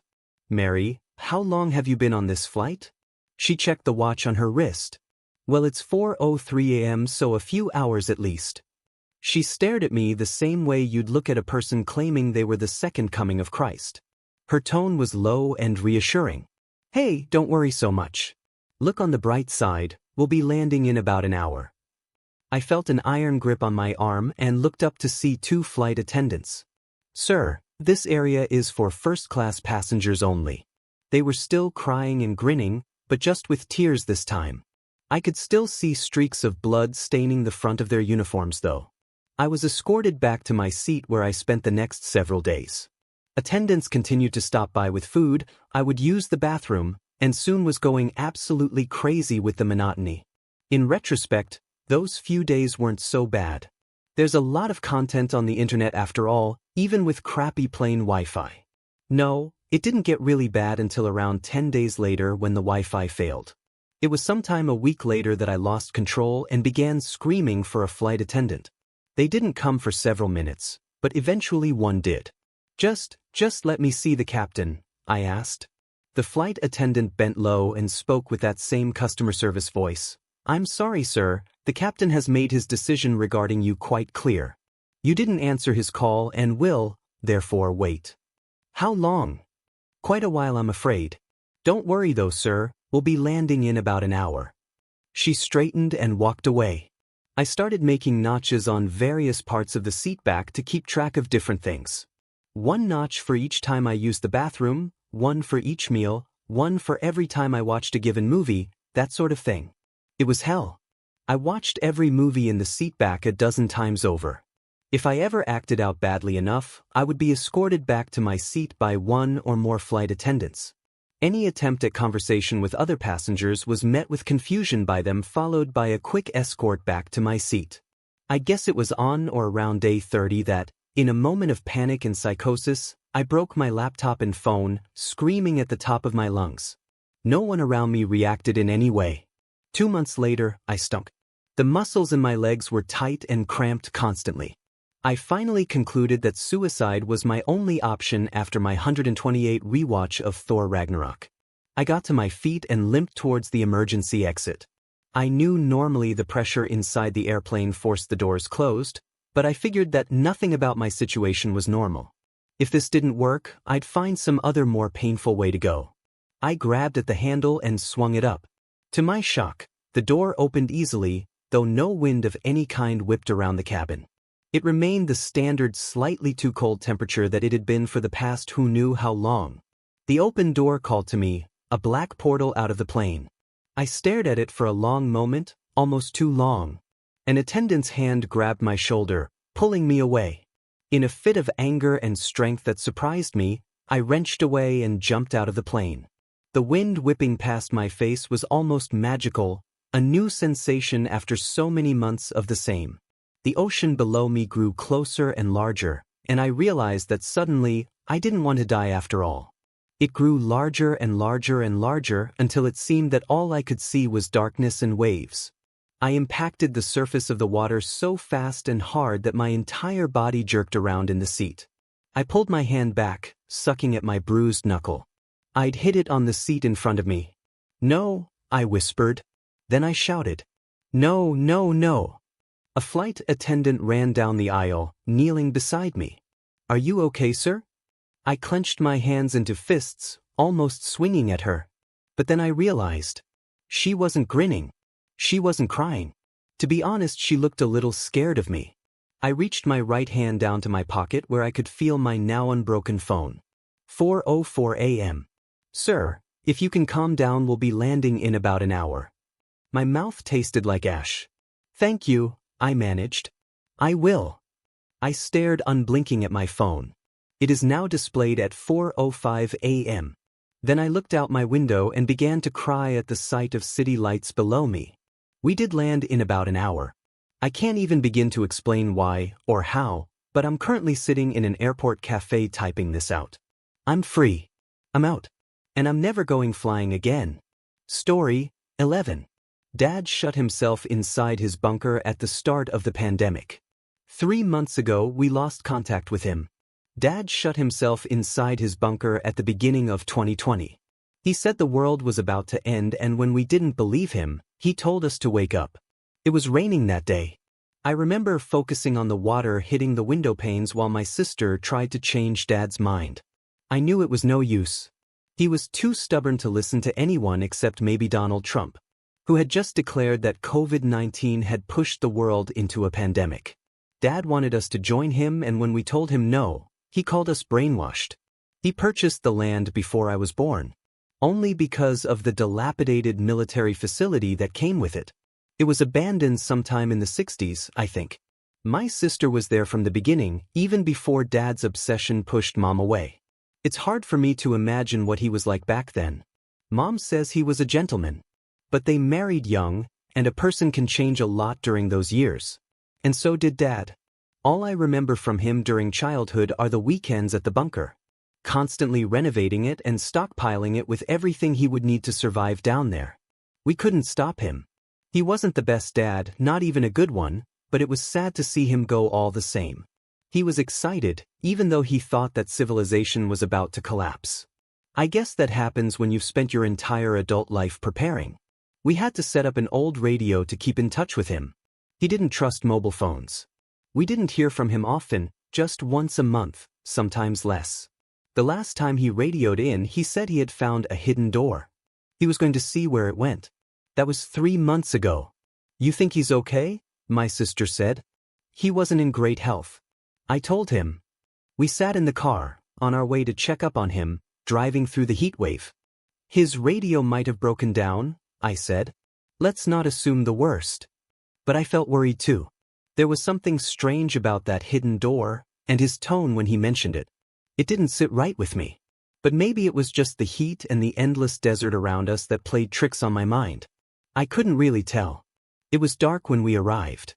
Dad's truck stood where he had left it, beneath some tarp that blew in the chilly, sand-carrying wind.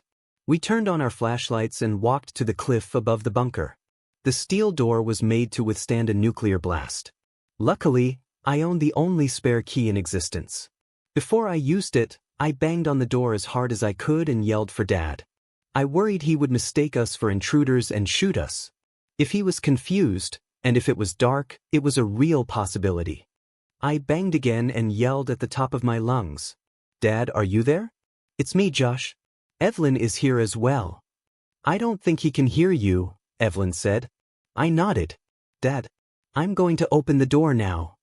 I was 17 the last time I was here. Back then it was the Muslims that were going to end civilization as we knew it. Before that, it was the Russians. Now it was China.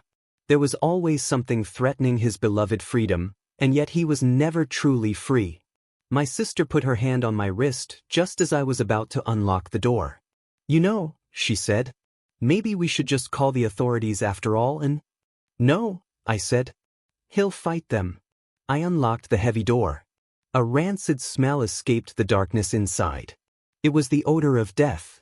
I recognized it from when Dad tried, and ultimately failed, to learn how to hunt and let a reindeer carcass rot on the property for weeks. My sister had already stopped visiting him by then. I didn't tell her what the smell reminded me of. She covered her nose with her shirt. We descended the spiral stairs. It creaked for each step we took, almost as if it was about to fall apart. I tried the light switch at the bottom. The click echoed throughout the long corridor leading to the living area. Nothing happened. I realized that the batteries, which he charged by the use of an old exercise bike, were dead. That meant he was most likely dead as well. The generator could be broken, I said. But maybe you should wait back here, just in case, you know. I pointed my flashlight in front of me. The light was too weak to reach the end of the corridor. On the way here I felt ready. I felt sad, the kind of empty sadness you feel after the death of a parent that was never any good, but I didn't feel worried. Now, on the other hand, while staring into the dark corridor that I used to run through as a kid, I was afraid. The fear reminded me of how my childhood night terrors used to start. They always crept up on me in the darkness, grew with the grotesque shadows on my bedroom ceiling. I'm not letting you go in there alone, Evelyn said. We stay together. We walked into the darkness. The foul smell intensified for every step we took, and so did my heartbeat. I was glad my sister didn't stay behind. The bunker seemed so much smaller than I remembered it, much more cramped. The asymmetry between my memories and reality made everything feel off somehow, just as if the bunker was merely a model of the real thing. But it wasn't. I had just grown up. The Confederate flag greeted us at the end of the corridor. It hung on the concrete wall. It looked pale in the hot spot of the flashlight, almost like a phantom. And, of course, in many ways it was. A ghost from a time long ago. Or perhaps a corpse brought back to life. An abomination. It reminded me of Dad more than anything else. You have to be seriously confused to praise freedom as much as Dad and hang that symbol of lesser freedom in the world on your wall, Evelyn said. He wanted to protect his freedom so much that he built a prison for himself. I removed the light from the flag, leaving only darkness. You bet he was confused. We entered the main chamber. It was overfilled with litter and clutter. Empty cans, both the food and beer kinds, lay scattered across the sticky floor.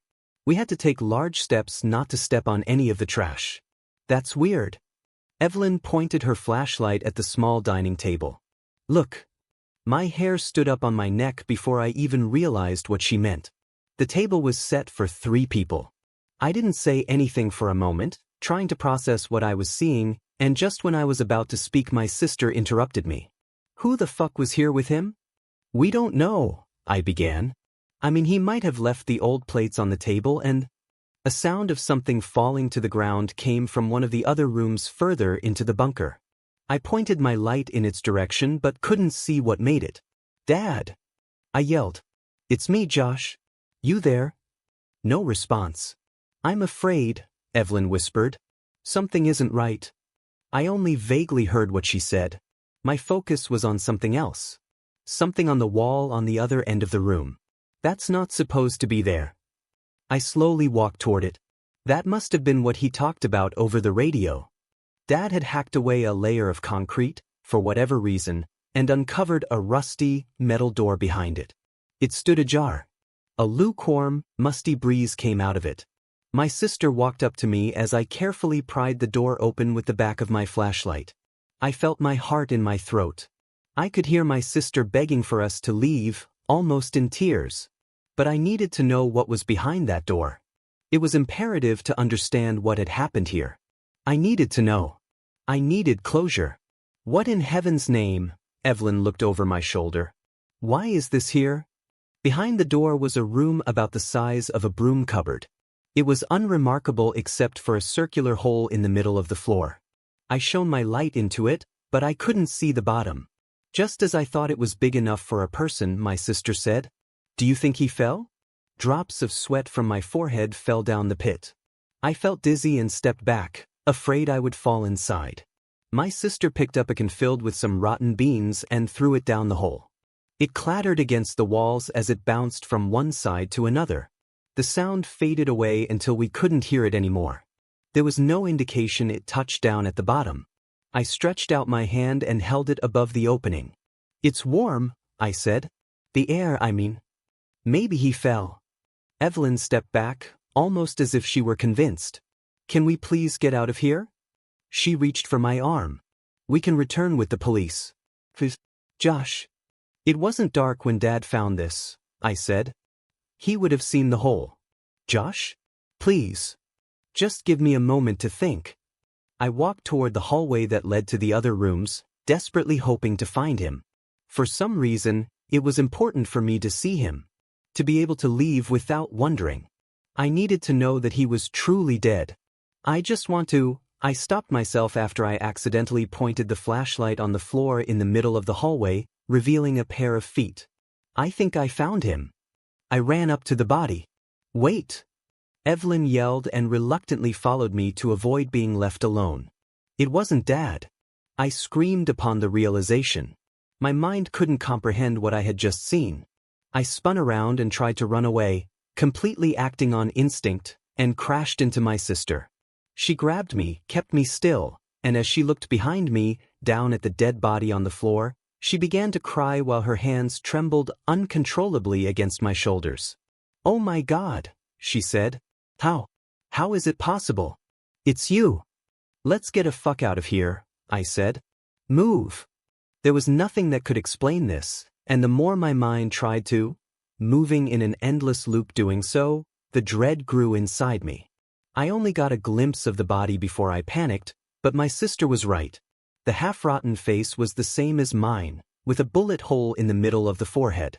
We stumbled our way through the living area, tipping over chairs and kicking cans all over the place, and just as we were about to get out of the mess, a familiar voice echoed through the hallway we had just escaped. Josh. It was Dad. We both stopped in our tracks. Is that you? Josh. Dad. I yelled back. What the fuck is going on here? Don't worry. It sounded like he was at the other end of the bunker, possibly inside the storeroom. I killed the son of a bitch, put a bullet right between his eyes. Come out from there. I yelled. We have to leave, it's not safe here. Silence. Something is wrong, Evelyn said. I don't think. Dad. I yelled. Come out. I can't move. Dad said. I'm stuck under a shelf. I'll need your help, son. I turned to my sister. Go back up. I'll get that old bastard out of there. We'll be right behind you, okay? Think, Josh. Evelyn begged. You think he's been stuck under a shelf for?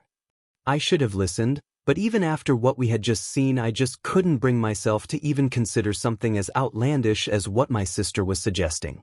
It was simply too far-fetched, too unbelievable to penetrate all my layers of presumptions about reality. It couldn't be, it just couldn't.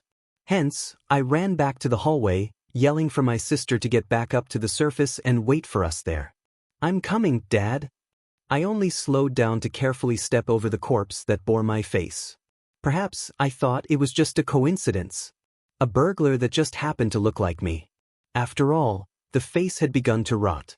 It wasn't obviously me. I felt stupid and I almost convinced myself that it was just my childhood fear of the dark coming back to life down here. And then, just as I was about to walk past the small composting toilet that stood inside a small room at the end of the hallway, I stopped. Shivers spread across my entire body, paralyzing me. Dad sat on the toilet. His gun still hung from his trigger finger and his brain was splattered across the wall behind him. He had his journal in his lap, covered in blood. "Josh!" Dad yelled from the darkness. "Help me!" I was frozen in place, both by fear and confusion, unable to make any decisions. "Come on, Josh!" Dad kept yelling. "I need your help, son." My mind was racing. There was no way of knowing who was who. When I heard Dad's voice yelling for help while watching his dead body, nothing but absolute terror reverberated inside me. I slowly reached for the journal in Dad's lap and grabbed it, hoping it would shed some light on the situation. I was just about to open it when my sister screamed. I ran back, this time jumping over my doppelganger's body, and found her looking at something at the corner of the main chamber. "I told you to," I said, but changed my mind. "Are you okay? What happened?" She cried. "It's me." Crawled up in the corner was her naked, dead body. Her head had been twisted in such a way that the neck had been broken. "There's something seriously wicked going on here," I said. "Dad shot himself in the head a long time ago by the looks of it, and yet he keeps yelling for help. Let's get back to the car now." We drove away from the bunker as fast as we could, leaving whatever was still alive down there yelling for help. My sister insisted on staying at my place for a few days. I didn't mind having her around. We shared an experience no one else could relate to, and we needed each other to overcome the trauma. It took a day for me to build up the courage to open Dad's journal. It began with his usual deranged conspiracy theories. I flipped past them. At the end, he had only made short notes. Found a hidden door. Deep pit, possibly the remains of some old black project. Evelyn and Josh woke me up. A surprise visit. Didn't hear them enter. Strange. Had dinner with them, something seems off. It isn't them. They tried to make me illegible. God help me, it isn't them. I shot the son of a bitch right between the eyes. Hiding in the bathroom now, this will probably be my last entry. God forgive me. Chills went down my spine as I read the last entry on the blood-drenched page. I never got the other one. She's still out there somewhere. I only got one bullet left. I won't allow her to do that abhorrent thing to me. Forgive me. My sister has been cooking for hours. She just called for me from the kitchen. "Josh? Come here, I want to show you something." Story 12. Because you are my baby. My mother had the most beautiful teeth. Her teeth are my first memory. I remember them, long and white and bared in a ferocious grin, shining under the full moon as she told me a story. Not a fairy tale or picture book, but my story. The story of how I'd come to her, or rather, how she'd come to me. When I was very small, too small to remember anything at all, my mother stole me from a man and took me to live in the forest. She stole me not as an act of love, but as an act of revenge. Though I was desperate to know, she never told me what needed revenging. One night I finally asked, "Why won't you tell me?" "Because you are my baby," she whispered in her low, wet voice. She stroked my face with long fingers. Her teeth glittered under the stars, rich and pale as polished ivory. My baby will never hear or see or know the cruelties that haunt me. Cruelty was not the only thing my mother knew that I did not, although it was the only thing she refused to teach me. My mother tried very hard to teach me everything else she knew. Unfortunately, I was a very poor pupil indeed. My mother was a remarkable huntress. She felled elk and bear effortlessly. Sometimes she slid into the lake without so much as a ripple, and returned hours later with a monstrous fish clamped in her jaws. Because hunting came so easily to her, Mother expected me to learn quickly. "Men hunt," she hissed. "They have always hunted. So shall you." But I could not hunt. Not like her. My small, soft fingers were no match for her lethal claws. My clumsy little body, somehow so susceptible to both the heat and the cold, trailed after her whip-like predator's form. Mother caught deer and foxes with her beautiful teeth, striking from the shadows like a snake. By contrast, my dull teeth could not even crush rabbit bones. I persevered but did not improve. One night, while Mother snaked through the shadows, communing with trees and evading the dark things prowling the night, I curled up and wept. She found me that way, weak and weeping. I covered my eyes and held my breath. I knew it was useless. Mother could hear my heartbeat from the other side of the hill, so she surely knew I was crying, but that small scrap of pride was all I had. Mother stood there for a long while. Then she crept forward and covered me with fresh leaves before lying beside me. "I will feed you always," she whispered, "because you are my baby." In addition to hunting, my mother was a phenomenal creator of shelters. Sometimes she lived within the earth, snaking through loam and tree roots like treasure-hoarding dragons of old. Sometimes she lived in the trees. Many nights I watched in awe as her bones elongated and tore through her rough skin, stretching upward to twist among the branches like an ancient spider god. I would wait patiently, sometimes for hours, as Mother communed with the spirits buried in the roots.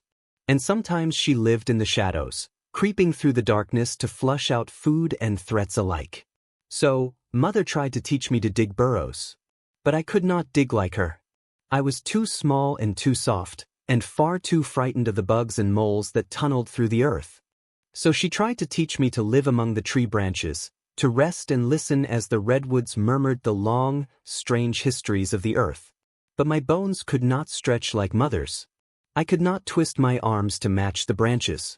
My skin could not interlock with the tree bark, and my blood was too sluggish to melt into the sap. So Mother tried to teach me to live in the shadows. But the darkness terrified me. Every night, I hid and wept, imagining the legs of centipedes crawling across my skin. All the night creatures reveled in my fear. Owls swooped down to taunt me and bats torpedoed toward me, giggling in their shrill, squeaking voices until Mother slapped them out of the sky. Finally, Mother realized the futility of these lessons. So she dug a deep burrow just for me. She lined it with leaves and slurped the worms and roaches from the walls. When she finished, I burst into tears. "Why do you weep?" she rasped. "Because you do everything for me." I knew the laws of nature. I knew the laws of forest creatures and their young. Young that were weak were killed in the nest. Young that could not learn to fend for themselves were abandoned to die. I was weak and soft and coated in terrible, ugly scars. "Why do you do everything for me?" Mother snaked forward, long, large hands sinking into the earth. She curled around me and pulled me close. "Because you are my baby." Mother did not always live in the burrow with me. She roamed the mountains. She burrowed with moles, slithered with snakes, grazed with elk, hunted with wolves, stood with trees. When I was very small, I thought she ate the forest. But it was not that simple. She protected it, and in return it sustained her. "My heart," she told me one rainy night, "is the forest, so this is how it must be." As I grew older, I developed rudimentary survival skills. I shied away from hunting big game elk and deer, bears and boar, because I did not protect the forest. I gave it nothing. I only took, so I took as little as I could. I trapped rabbits, fished the streams, and ate wild berries. I dared take nothing else. Once I could reliably feed myself, Mother stayed away for long stretches. Hours, then days, and finally weeks. I missed her terribly with a deep, panicky ache. I confronted her about it one balmy spring evening. "You leave me more and more," I accused. "Soon you'll leave me forever." "Never," she murmured. A breeze twined around us, raising gooseflesh on my skin and rippling her long white hair. "I will never leave you." "But you do," I screamed. "You already do. Before you came, I lived among the trees, listening to their warnings. I slept in the warm earth as worms and centipedes nibbled my skin. I spent many of your lifetimes within the forest, little one, so many lives at a time that I forgot my own name. I do not leave you. I have left the forest for you." "I didn't come here," I sobbed. "You took me." "I did," she said. "So I will never leave you. When you think I've left, silence yourself and listen. Listen for me the way I listen for the trees, the animals, and the stars. If you are silent and you are sincere, you will hear me." And then she left. Fury and jealousy seared my heart like a wildfire. She insulted me, she humiliated me, and after all that she left me. Left me for the centipedes and the wolves and the stupid, chittering bats.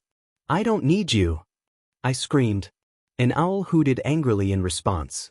I don't need you at all. Then I ran for my burrow. As the earthen door materialized before me, nodding with flowers and wild grasses, anger swelled inside me.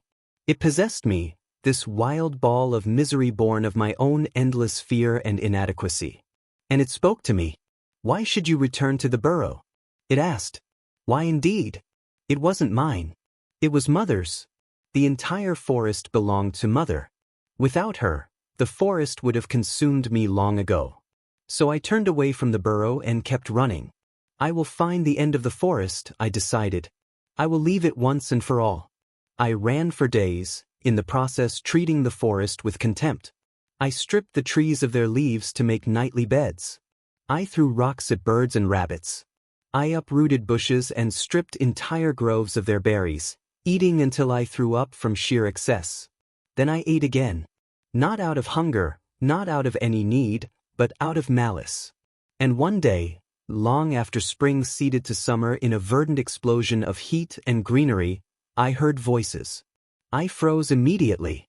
The only voice I knew was Mother's, wet and low, an earthy, rib-shaking whisper. These voices were nothing like Mother's. They were high and somehow infantile, with strange, shrill notes. These voices, they were like mine. Trembling, I dropped low and crept through the underbrush. Sun-warmed leaves brushed against my face, smooth but painfully crisp. The sun was taking its toll on them.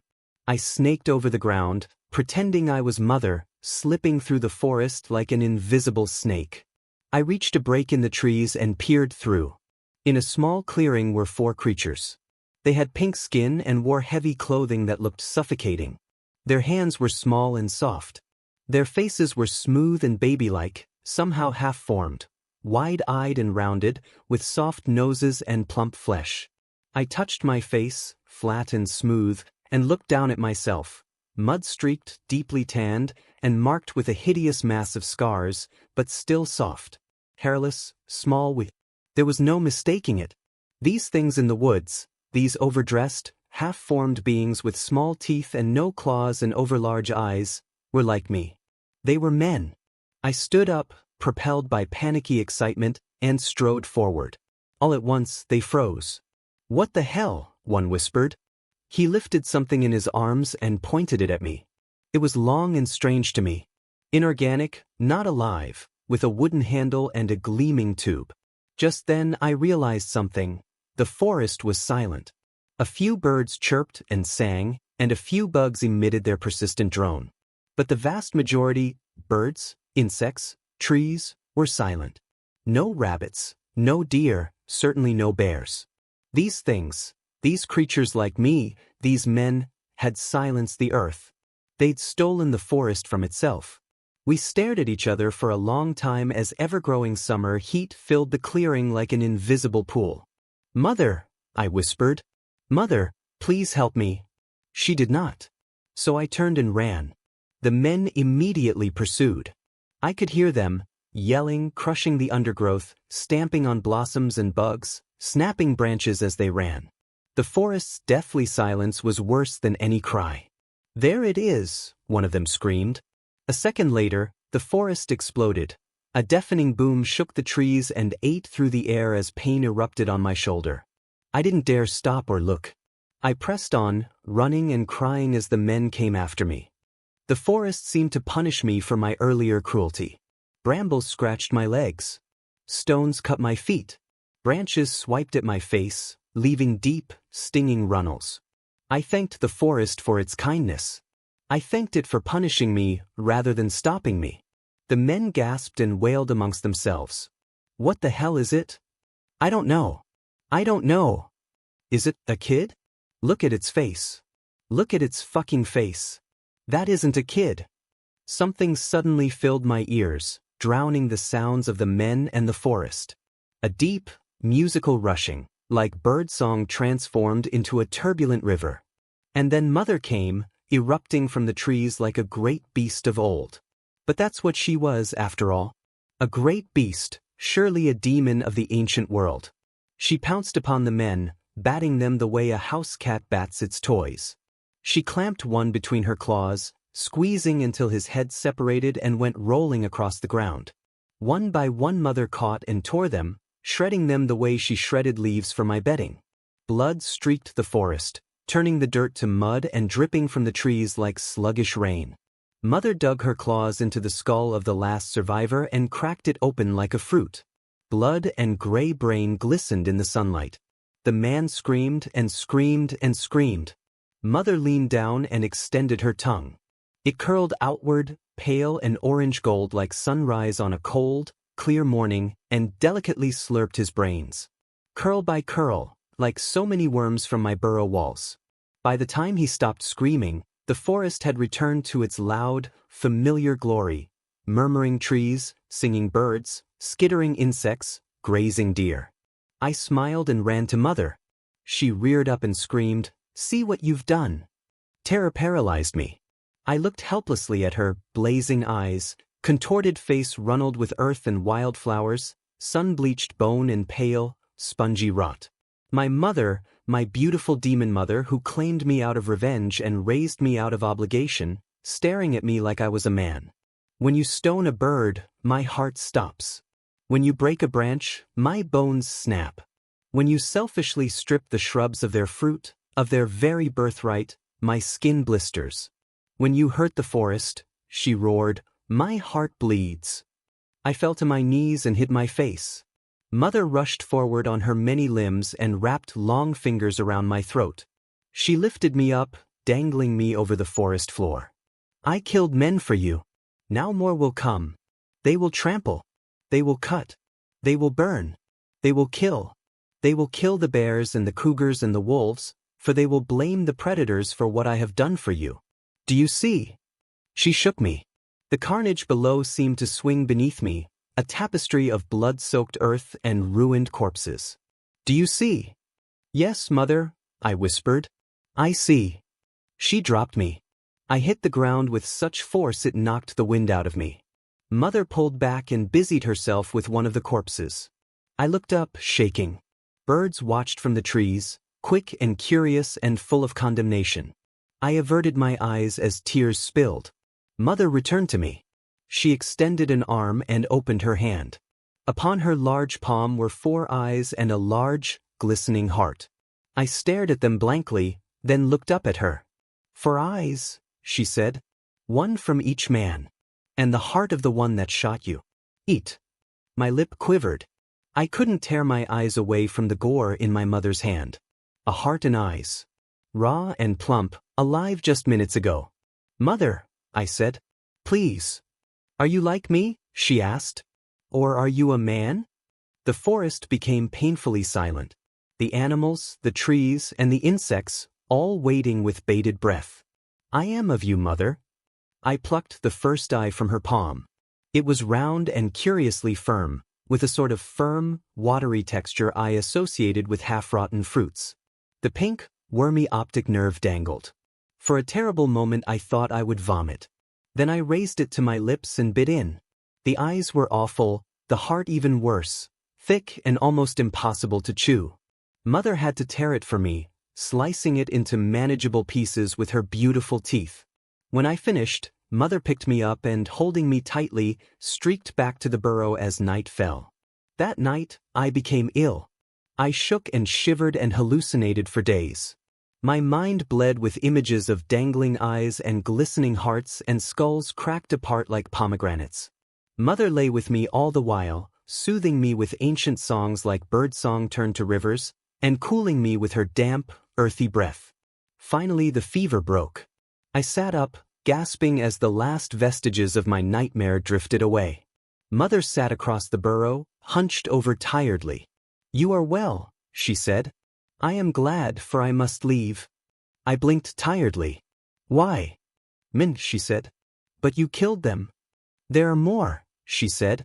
They creep into the forest, searching for their dead brethren. They are cutting the trees and crushing the flowers and killing the bears, my little one. If I don't stop them, they will even come for you. I have to stop them. My heart is the forest and so are you. I must protect both. A lump rose in my throat. Shame like I'd never known enveloped me. I'm so sorry. You are my baby. Babies must learn. By learning, they grow. Mother, I said, am I truly a man? Mother closed her eyes. For a long time, she did not speak. Then she drew a deep breath. I took you from a cruel man. Listen. I will tell you now of the cruelties I endured. I listened, enraptured and horrified, as she spun her sorry tale. Mother was once a young, beautiful human woman. Surely not more beautiful than you are now, I objected. Listen, she said. Mother was alone in the world. She had no family or friends. She once had a family, but they harmed her greatly, so she ran away. She lived in the forest, in a small, ragged tent. She ate wild berries, fished the lake, and boiled water to drink. Laws are strange things. Though Mother hurt nothing and no one, she was breaking the law by living in the forest. She was found, caught, and imprisoned. Separated from the trees and the birds, Mother faded quickly. Though she was only jailed for a short while, it nearly killed her. The day she was released was the best day of her life. Or so she thought. No sooner had Mother gathered her meager belongings and exited the jail than a guard came up beside her. Where are you headed to? He asked. I'll take you wherever you want to go. Mother was ecstatic. Take me back to the forest, she said. The guard obliged, driving her toward the woods. Except he stopped too soon. He stopped at a house. His house, it turned out. The guard was a terrible man. He trapped Mother. He hurt her, tortured her, abused her in every way. He cut her open, he burned her, he snapped her bones. And he put a baby in her. Mother was so broken that he missed all signs of impending childbirth. When I came, Mother died. He dumped me in a vat of acid, Mother told me, and scattered my liquid remains among the trees. But then I heard you. Mother smiled faintly. Crumbles of dirt and root fell from her face. I heard your cry. Your need for me. I do not understand what Mother said next. It is difficult to translate. But the closest I can come is this. Everyone sings a song to those they love. Most aren't able to hear these songs. If you can't hear, it can't help you. But if you can hear it, a song is the most powerful thing in the world. It kills. It calls. It consumes. It destroys. It strengthens. And sometimes it resurrects. When I reformed and breathed again, I stole you from your father, Mother said. Then I brought you here, because you are my baby. I wept silently, because I didn't know what to say. I must go, she said. The trees and the animals need me now. So remember, little one, when you are silent and you are sincere, you will hear me. Then she whipped around, like a wolf, a snake, and hawk combined, and left. She did not return. At first, I thought nothing of it. I had made a terrible mess. I had summoned men. I had caused the forest to bleed. Mother had a great deal of work ahead of her. But summer slowly bled into fall, and still Mother did not return. When the first snow came, dry and cold, skittering across the landscape like powder, I knew something was wrong. The snow deepened. The forest drifted into its winter sleep, cloaked in ice and fog. Every night I made myself silent. I mustered all the sincerity I could, and I listened for my mother's voice. It didn't come. I grew thin and sick. My skin burned even as I shivered. My chest grew congested, my throat so sore I couldn't sleep. My breath came in sharp, pained wheezes. Soon I became too weak to leave the burrow. I crawled to the doorway and ate snow. For sustenance, I slurped worms from the earthen walls. It was not enough, and I knew it. Only then, in the quiet and peace and fear of approaching death, did I become truly silent. Only then did I hear the voice of my mother. I heard her in my dreams, the low, rushing voice like music made into water. I'm coming, she said. I am coming because you are my baby. I smiled and slept. Next thing I knew, I was cold. Cold and wet and shivering, but awake. I shot up and screamed as my skin brushed the thick, flower-matted hide of my mother. I spun around, smiling, and froze. Mother lay beside me, panting. Blood seeped from 100 wounds, crusting her hair. The exposed bones in her face were crushed and concave, leaking gore and blood. Without opening her eyes, she smiled. I heard you. I heard your song. Tears blurred my vision. My chest began to hitch. I couldn't draw breath. It was like I was sick again, drowning in pus and trapped fluid. Only I wasn't dying this time. My mother was. Then stay, I said. You have to stay because you can hear my song. No, she said. You needed to see me again. But you do not need me. I need you. Mama, I need you. No, she said. I killed all who would harm you. But what about the forest? The forest will kill me without you. She chuckled. Her breath came, terribly fast and increasingly weak. You are of me. Remember. You are of me. You are my baby. My mother, my beautiful ancient mother, drew a shallow breath and lay still. I lay beside her for many days. Then, when she began to stink, I left. A hiker eventually found me. A stupid, solitary hiker with a soft heart, a great deal of patience, and no fear. When I learned to speak the words of men, the authorities lost no time in telling me that mother was not really my mother. They discovered my identity, at least in a manner of speaking, through DNA. My real mother, they say, was a vagrant. A Jane Doe who lived in a tent in the national park.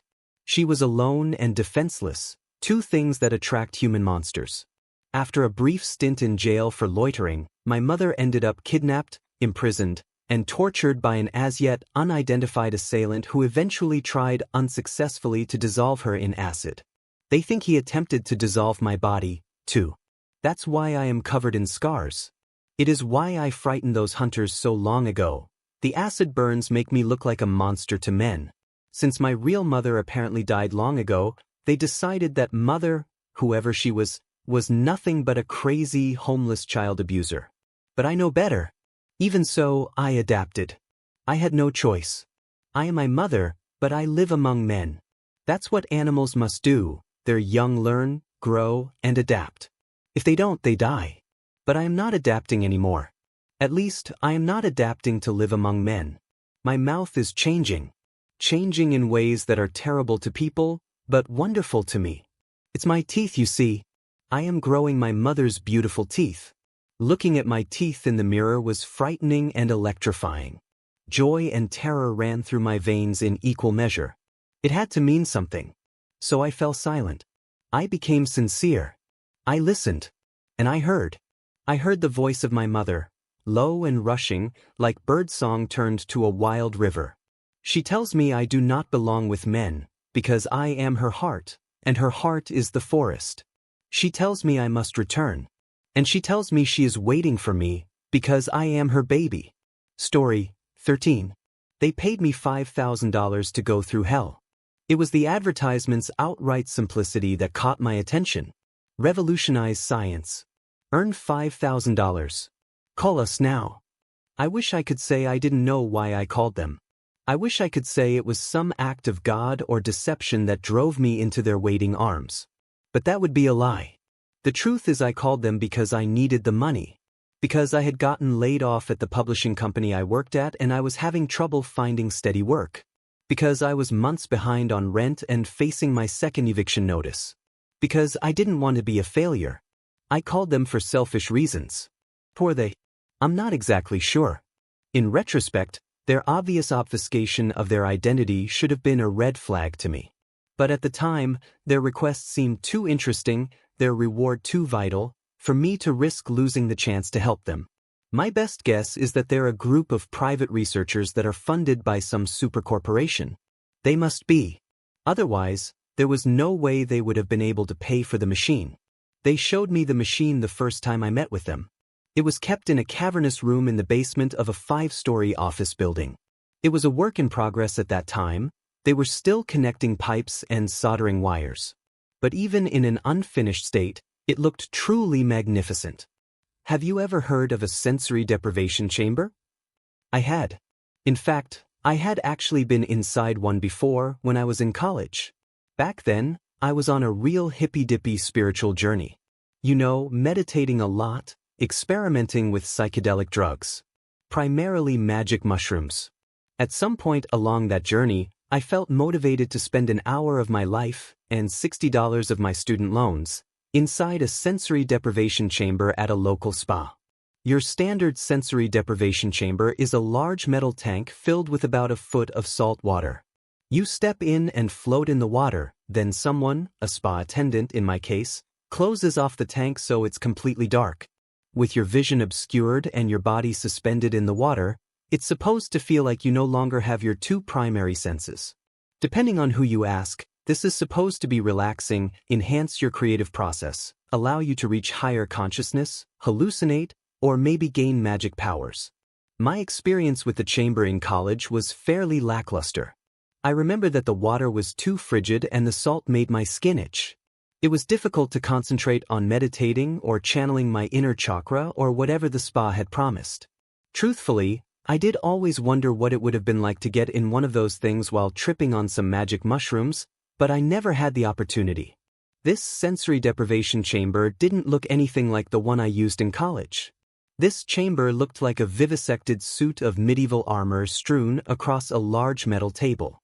Thousands of tubes and wires connected to the metal body, which was about 3 times larger than my own body. The head or helmet of the chamber was colossal and round with a big brass pipe running out of its crown into the tiled floor beneath it.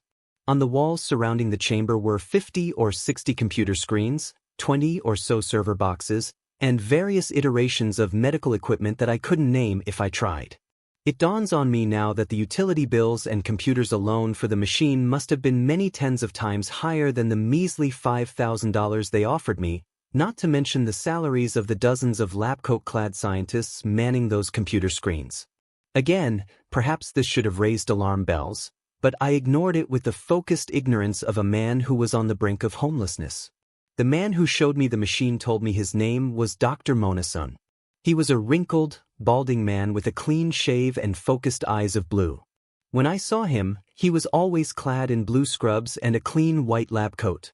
Dr. Monasun was the primary liaison for my involvement on this project. He explained the machine's purpose, brought me the necessary waivers, and answered all my questions. Questions like, "So what exactly am I supposed to do?" "We want you to remain in our sensory deprivation chamber for 3 days. I'm sure my expression betrayed my sense of shock. 3 days? Will that kill me? You probably would still be alive after 3 days in pure isolation, though you would likely become gravely ill and suffering from immense dehydration. Regardless, the machine will hydrate, feed, and otherwise sustain you during the experiment. So there is no risk of bodily harm." Dr. Monasun went on to explain how the machine worked. In your standard deprivation chamber, the occupant is deprived of their sense of sight, feeling, and, to a lesser extent, hearing. This deprivation, this process of shutting the outside world out from the occupant's mind, decreases the burden on their brain. Thus, the occupant's mind is free to wander more freely, free to think more creatively, to undergo a deeper state of thinking, to meditate, and so on. But there is a problem with standard sensory deprivation chambers. Although the brain is freed from most external stimuli, the visual and auditory, the brain will continue to be burdened by internal stimuli. That is to say that the brain is still very aware of its own carrier, the human body. The brain will still react to the hunger and thirst of the vessel that carries it. It will still process both the need to and the action of urination and defecation. These internal interruptions go on, but the point is that standard sensory deprivation chambers cannot truly be said to deprive the occupant of their senses. This machine is not your standard sensory deprivation chamber. Even a cursory glance at the machine made clear what the doctor meant. The inside of the exoskeleton portion of the machine is lined with a soft rubber that will acclimate to maintain the exact temperature of human skin. The tubes and wires control and regulate a wide variety of bodily functions. Through these tubes, the body is automatically fed and hydrated. The unsavory functions of the body are handled with a catheter and another series of tubes. A respirator automates breathing and regulates saliva production. Even the body's natural sense of touch is completely removed while in the machine.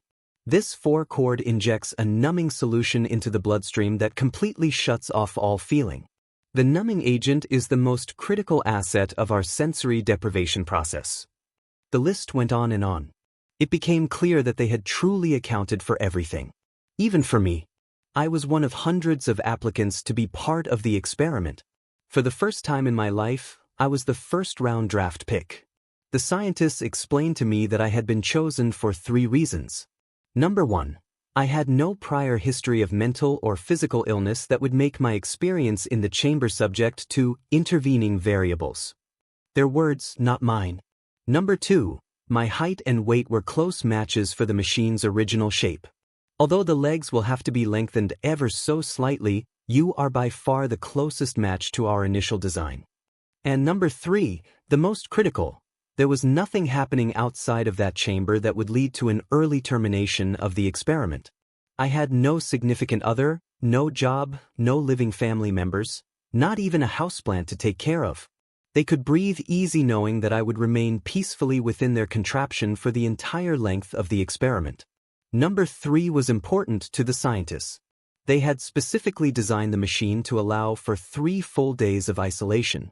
If the machine's process had to be interrupted early, it would take them a month to reset the machine and run the experiment again. Unfortunately, reason number 3 also meant there was nobody to come looking for me. The intake process was long and detailed. I signed what felt like hundreds of liability waivers. I listened to warning after warning about the potential side effects. Although it is apparent that you have a clean bill of health, you should be aware the isolation process may be taxing on you. Our preliminary research suggests that disassociation, audio and visual hallucinations, depression, time dilation, anxiety, suicidal thoughts, and other neuroses are potential effects. However, we believe such effects to be unlikely. They had given me several weeks to prepare for the experiment. My only requirement during that time was that I didn't substantially change my body weight or somehow develop bipolar disorder. Somehow, I managed. I spent those few weeks living normally, watching movies, applying for jobs, getting rejected for those jobs, and reading a few books. When the day came, I was nervous despite Dr. Monison's efforts to prepare me. The process will come in stages. At first, you may endure a mild state of stress. We anticipate that soon after, you will drift into a moderate state of euphoria for the remainder of the process. You will be signaled a few minutes before the experiment is over by a short audio cue. This way, you will emerge from your state of sensory deprivation slowly and be able to reacclimate without any risk of shock. He played the audio cue for me, which was a short musical clip of bells ringing. Then, with little ceremony or deliberation, I was asked to remove my clothing and climb inside the machine. As I lay down inside the exoskeleton, I felt the warm rubber against my bare skin. Even with the chamber still open, I was confined on all sides by the metal shell of the machine. Slowly, the researchers began to attach a score of medical devices to my body. I felt strangely calm through every prick of an and uncomfortable insertion of a tube. But as a respirator was placed on my face, I began to feel a foreboding sense of unease. As I felt my body being constricted and held in place, a single thought filled my mind. Oh God, what have I done? The researchers pushed the helmet of the exoskeleton inward on either side of my head, sealing off my ears. The world went quiet. A bead of sweat began to trickle down my sides. Then I heard a voice, seemingly broadcast from inside my own head. Hello. This is Dr. Monison. I am speaking to you via a small speaker contained within the helmet of the exoskeleton. Your vital signs indicate that you are beginning to panic. This is to be expected. Please do your best to relax while we finish preparing you. I promise that the process will become pleasurable soon enough. Somehow telling me to relax just made me more anxious. Before I could react, I felt the machine close around my body. Already the numbing agent that was being piped into my bloodstream was starting to take away control of my extremities. I tried to push against the machine but found that my arms wouldn't budge. I tried to scream but the respirator held my tongue firmly in place. I was unable to move, unable to do anything. Except watch. I could still watch as researchers scrambled around me to check vitals and prepare the exoskeleton to finish closing. I could still watch as a giant analog timer appeared on a TV screen above me and began to broadcast a time. 1 o'clock until deprivation begins. I tried again to scream. I tried again to plead to be let out. I found myself unable to feel any part of my body. I strained my eyes to try and get someone's attention, but no one seemed to be looking at me. 0:30 until deprivation begins. Had my tear ducts been operating, I would have begun crying. Without nothing else to do, I began to pray that this was a bad dream. To pray that I was home in bed and not in this chamber. 0:05 until deprivation begins. The last thing I saw was the face of Dr. Mona-san leaning over me, waving to me, saying something I couldn't quite understand, closing the exoskeleton's face over my own. Midnight until deprivation begins. And then everything went dark. If I had been in control of my own breathing, I would have begun hyperventilating immediately. I had never felt such a profound sense of darkness as in that moment. Unable to see even my own body, it was as if I had been extinguished from existence. My eyes swam in every direction in search of a single iota of light but found none. After a moment's consideration, I realized that I had now been in the machine for some time. I had no reference point for exactly how long.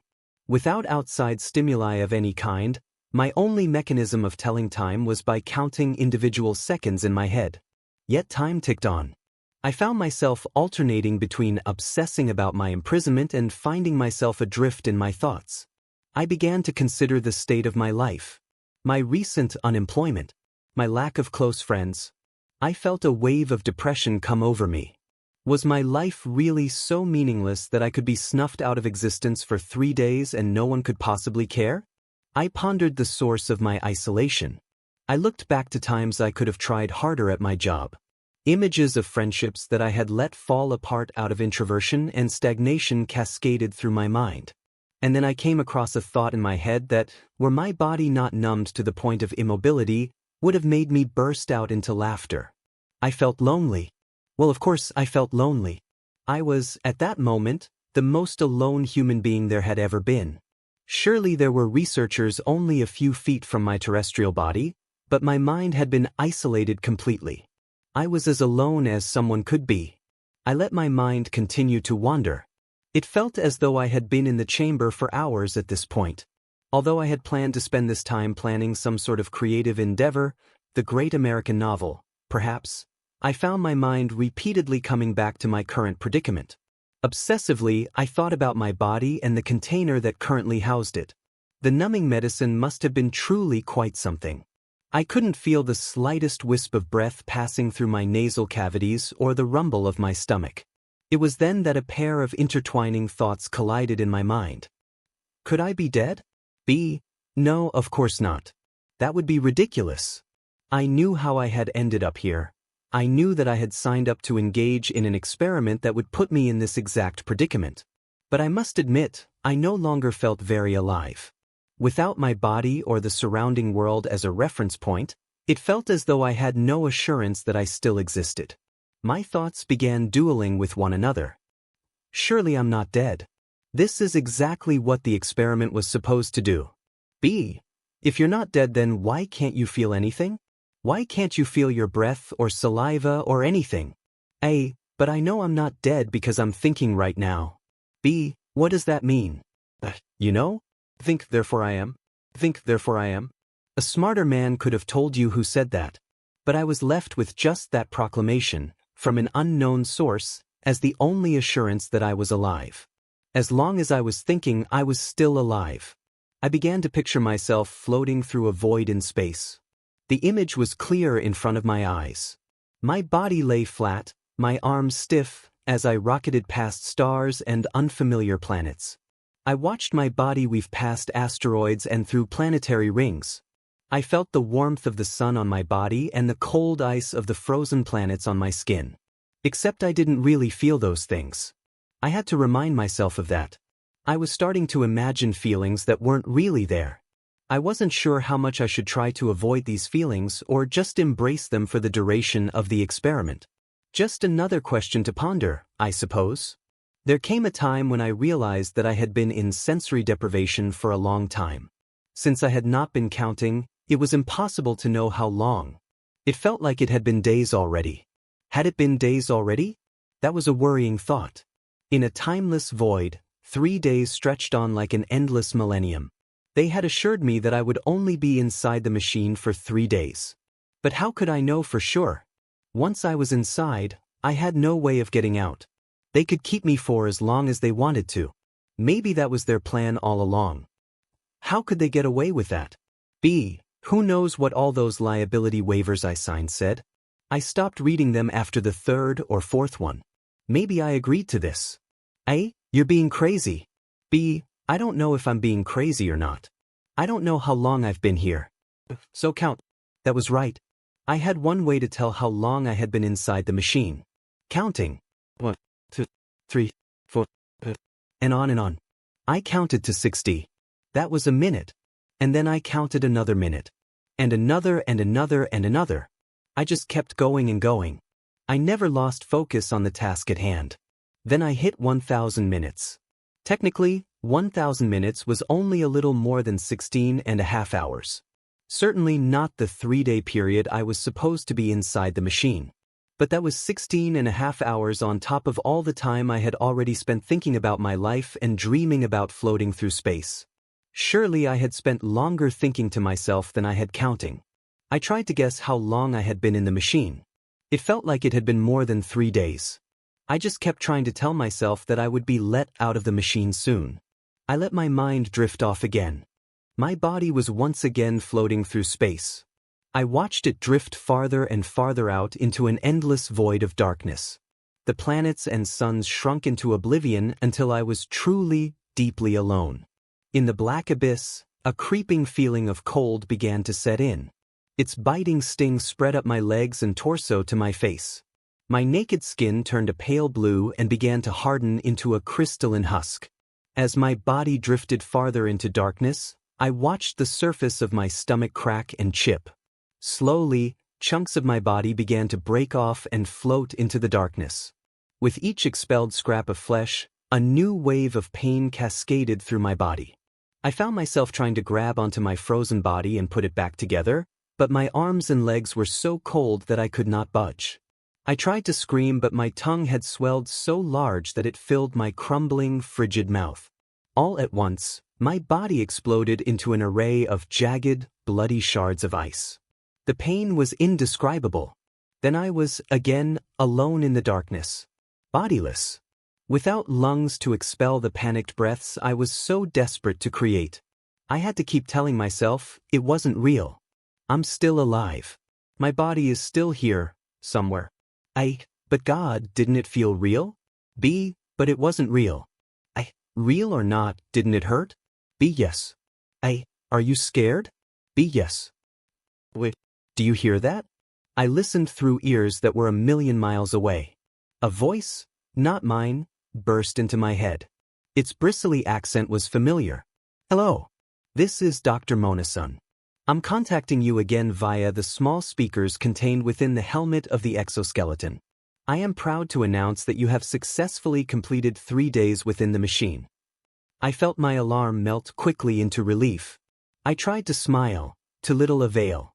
At this juncture, we would like to update you as to the status of our experiment. The data we're getting from your brain scans is proving incredibly useful. The medical implications are numerous. We have contacted our institutional review board and obtained permission to extend the experiment indefinitely. This is, of course, in accordance with the liability waivers that you've signed previously.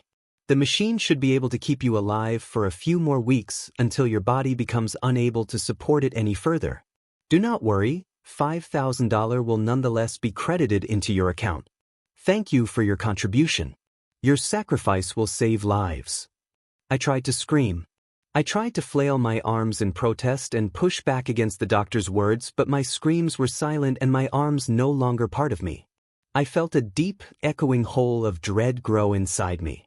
Yet I would never truly feel anything again. I would die in this chamber. It would take days. And those days would feel like months. And those months would be torture. I again saw myself floating in an immeasurable darkness. There were no stars or planets. There was only my body, unequivocally alone, arguably alive, but inevitably dead. I stopped counting the seconds and just let myself float. My mind wandered again, this time for much longer. I dreamt of my childhood and of a future I would never get to lead. I made an imaginary bucket list and felt remorse for the boxes I had not yet checked. I held conversations in my head between old friends and lovers. And sometimes I didn't think at all. Sometimes I disappeared from existence altogether. But then I felt it. I felt something. I couldn't tell what it was at first. It had been so long since I felt something that I couldn't tell if I was imagining it or not. It was my big toe. My big toe on my right foot.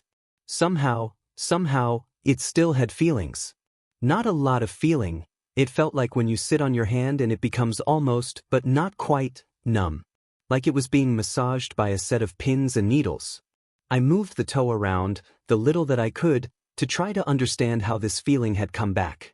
Then I felt it, a tiny prick. The slightest droplet of pain against my big toe. Something sharp. And needle. It must have become dislodged somehow. Maybe one of those lab coat-wearing schmucks tripped over it or something. All I knew was that I could feel again. I suddenly felt like I had been born again.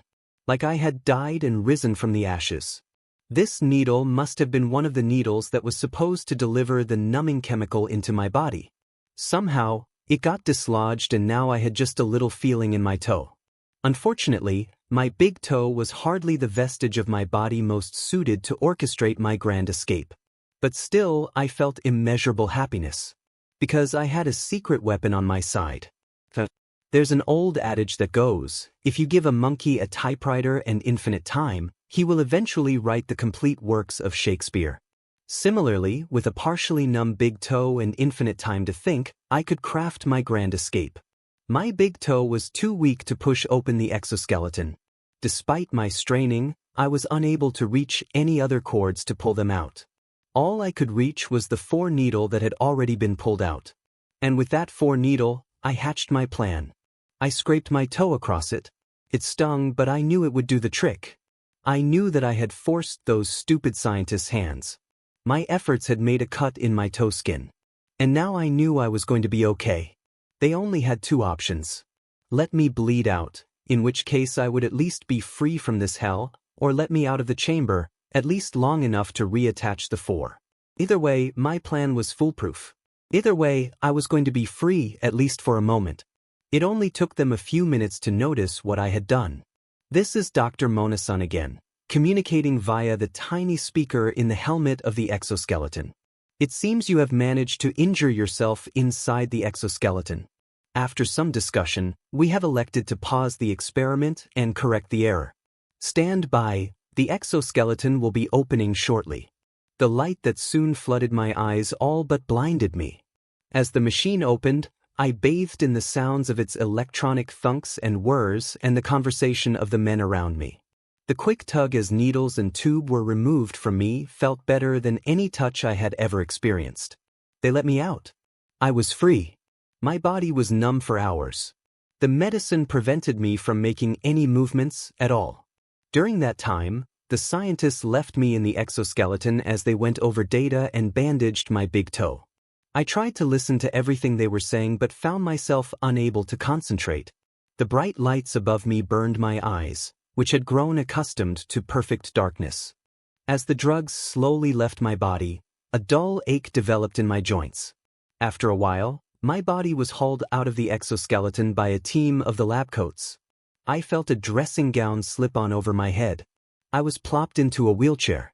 Still unable to move, I listened to the roll of metal wheels as they pushed that chair deeper and deeper into their lab. Explain again about when you were floating through space. What was the sensation like? Please let me go. I can't. You know that.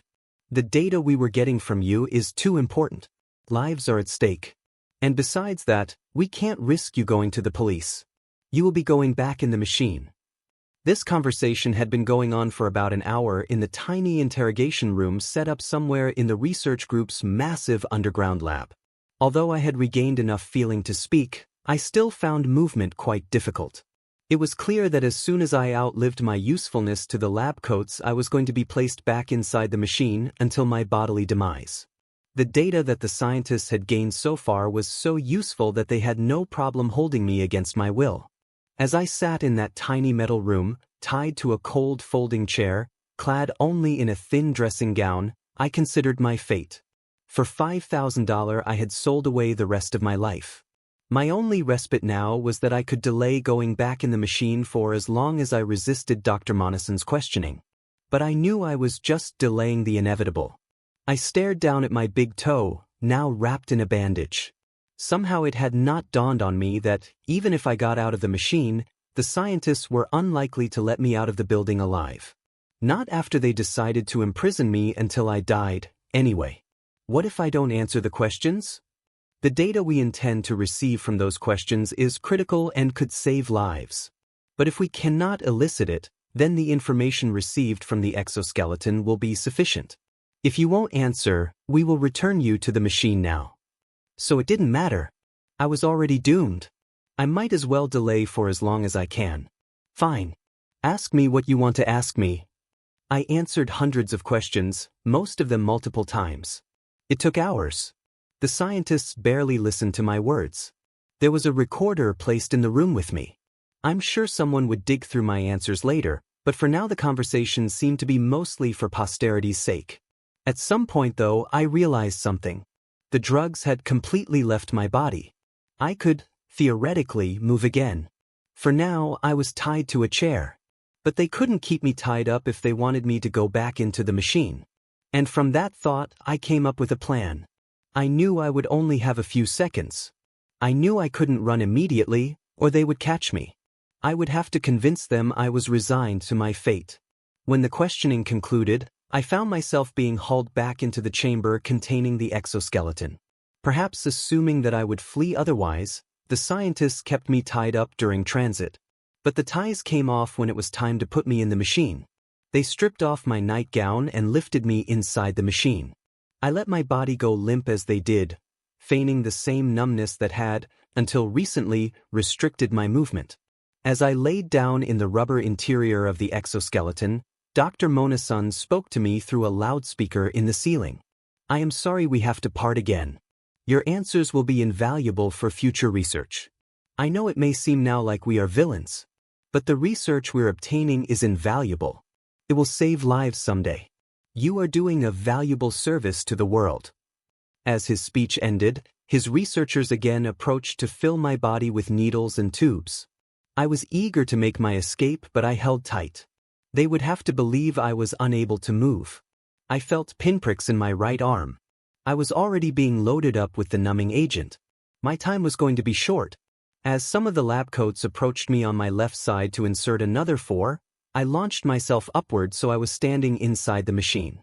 Surprised by my sudden motion, the scientists on my left recoiled. I felt a sharp pain in my right arm as the IVs and tubes held tight against the strain of my sudden motion. The room exploded into panic. Men rushed at me from all sides. I felt my body moving as if on its own volition. My left arm reached towards my right and ripped a series of cords and needles out of my body. Blood sprayed onto the machine. My right arm fell loosely to my side. I propelled myself out of the machine and onto the floor, naked as the day I was born. The numbing agent had disabled my right arm, but most of my body was fine. I sprinted towards the door through which I had entered the lab, what now seemed like a millennium ago. I did not dare turn back to see if I was being chased. All I could do was run. As I pushed the door open, I saw a long hallway that led to a set of alternating staircases. Staircases that I had walked up and down several times while preparing for the experiment. Stairs that I had always assumed I would one day walk up for the last time. I pushed my body as hard as I could. I ran with my right arm dangling limp beside me until I reached the stairs. Behind me, the angered yells of men and the thud of their footsteps remained consistent. I knew that if they caught me, it was game over. When I reached the stairs, I practically jumped up the entire first flight. As I turned to climb the next flight, I saw that only 2 men had kept pace with me. Suddenly, I was filled with hope. Perhaps I could outrun them all. Then I would go to the police and get the chance to put this whole operation under the microscope. As soon as I got to the top of that second flight of stairs and through the exit doors, I would be free. My hopes were dashed as soon as I reached the top of the stairs. At least 15 men guarded the building's exit. Clearly my escape had been a contingency for which the facility was prepared. As the men approached behind me and in front of me, I knew there was only one way I could go. The alternating staircases continued past the first floor, all the way up to the roof. I kept running, staircase after staircase. My aching body is protesting each step, my dead arm banging against stair railings and walls as I made my way up those stairs. The sounds of angry men filling my ears as I took step after step after step. Soon I was on the last staircase. A ladder, hanging from the ceiling, led up to a hatch on the roof of the building. This was it. I was going to see the outside world again. I didn't know where I was going to go once I got up there, but I knew I was free. I jumped onto the ladder and pulled myself up, about 6 feet into the air. When I reached the top, I pushed on the hatch. It was heavy and barely budged. I strained against the hatch for a moment, then felt a tight grip on my ankle. One of the men had caught up. He had wrapped his cold hand around my leg and was beginning to yank me off the ladder. I turned slightly and saw it was Dr. Mona-san. His eyes were red and as large as saucers. It was like looking into the eyes of the devil himself. I reacted purely out of instinct. My grip on the ladder tightened and I swung my free foot at the doctor's face. As my heel collided with his jaw, sending teeth and blood flying in all directions, I couldn't help but smile at the feeling. It hurt like you wouldn't believe, but it felt damned good to feel something. Dr. Mona-san relaxed his grip. I pushed upwards again and the hatch gave way. I clambered upwards onto the flat roof of the building. A thin layer of gravel covered the rooftop. The sharp stones poked at my bare feet, but I kept moving. I ran to the edge of the roof and looked out into the city. A beautiful horizon of skyscrapers and stars filled my view. I felt the cold breeze against my bare skin. The voices of the men behind me barely registered as I climbed onto the edge of the roof. I must have been a sight to the people walking by on the sidewalk below. A naked man standing on the edge of a building staring at the horizon as if he had never seen one before. Please come down from there. You don't have to go back to the machine. We just need you to come down. It was Dr. Mona-san again. His voice was hard to understand now that he was short a few teeth. I turned away from the horizon to look at him. He was surrounded on all sides by other men in lab coats. I knew at that moment that I had no real choices left. Could I believe Dr. Mona-san that he wouldn't put me back in the machine? Probably not. But I had no chance to escape at this point. There were too many of them for me to get away from. Just as one of the researchers reached out to grab me, I took a step backward. As my body tumbled down to the earth below, I found myself laughing. It was just like when I was in the machine. My body was floating once again.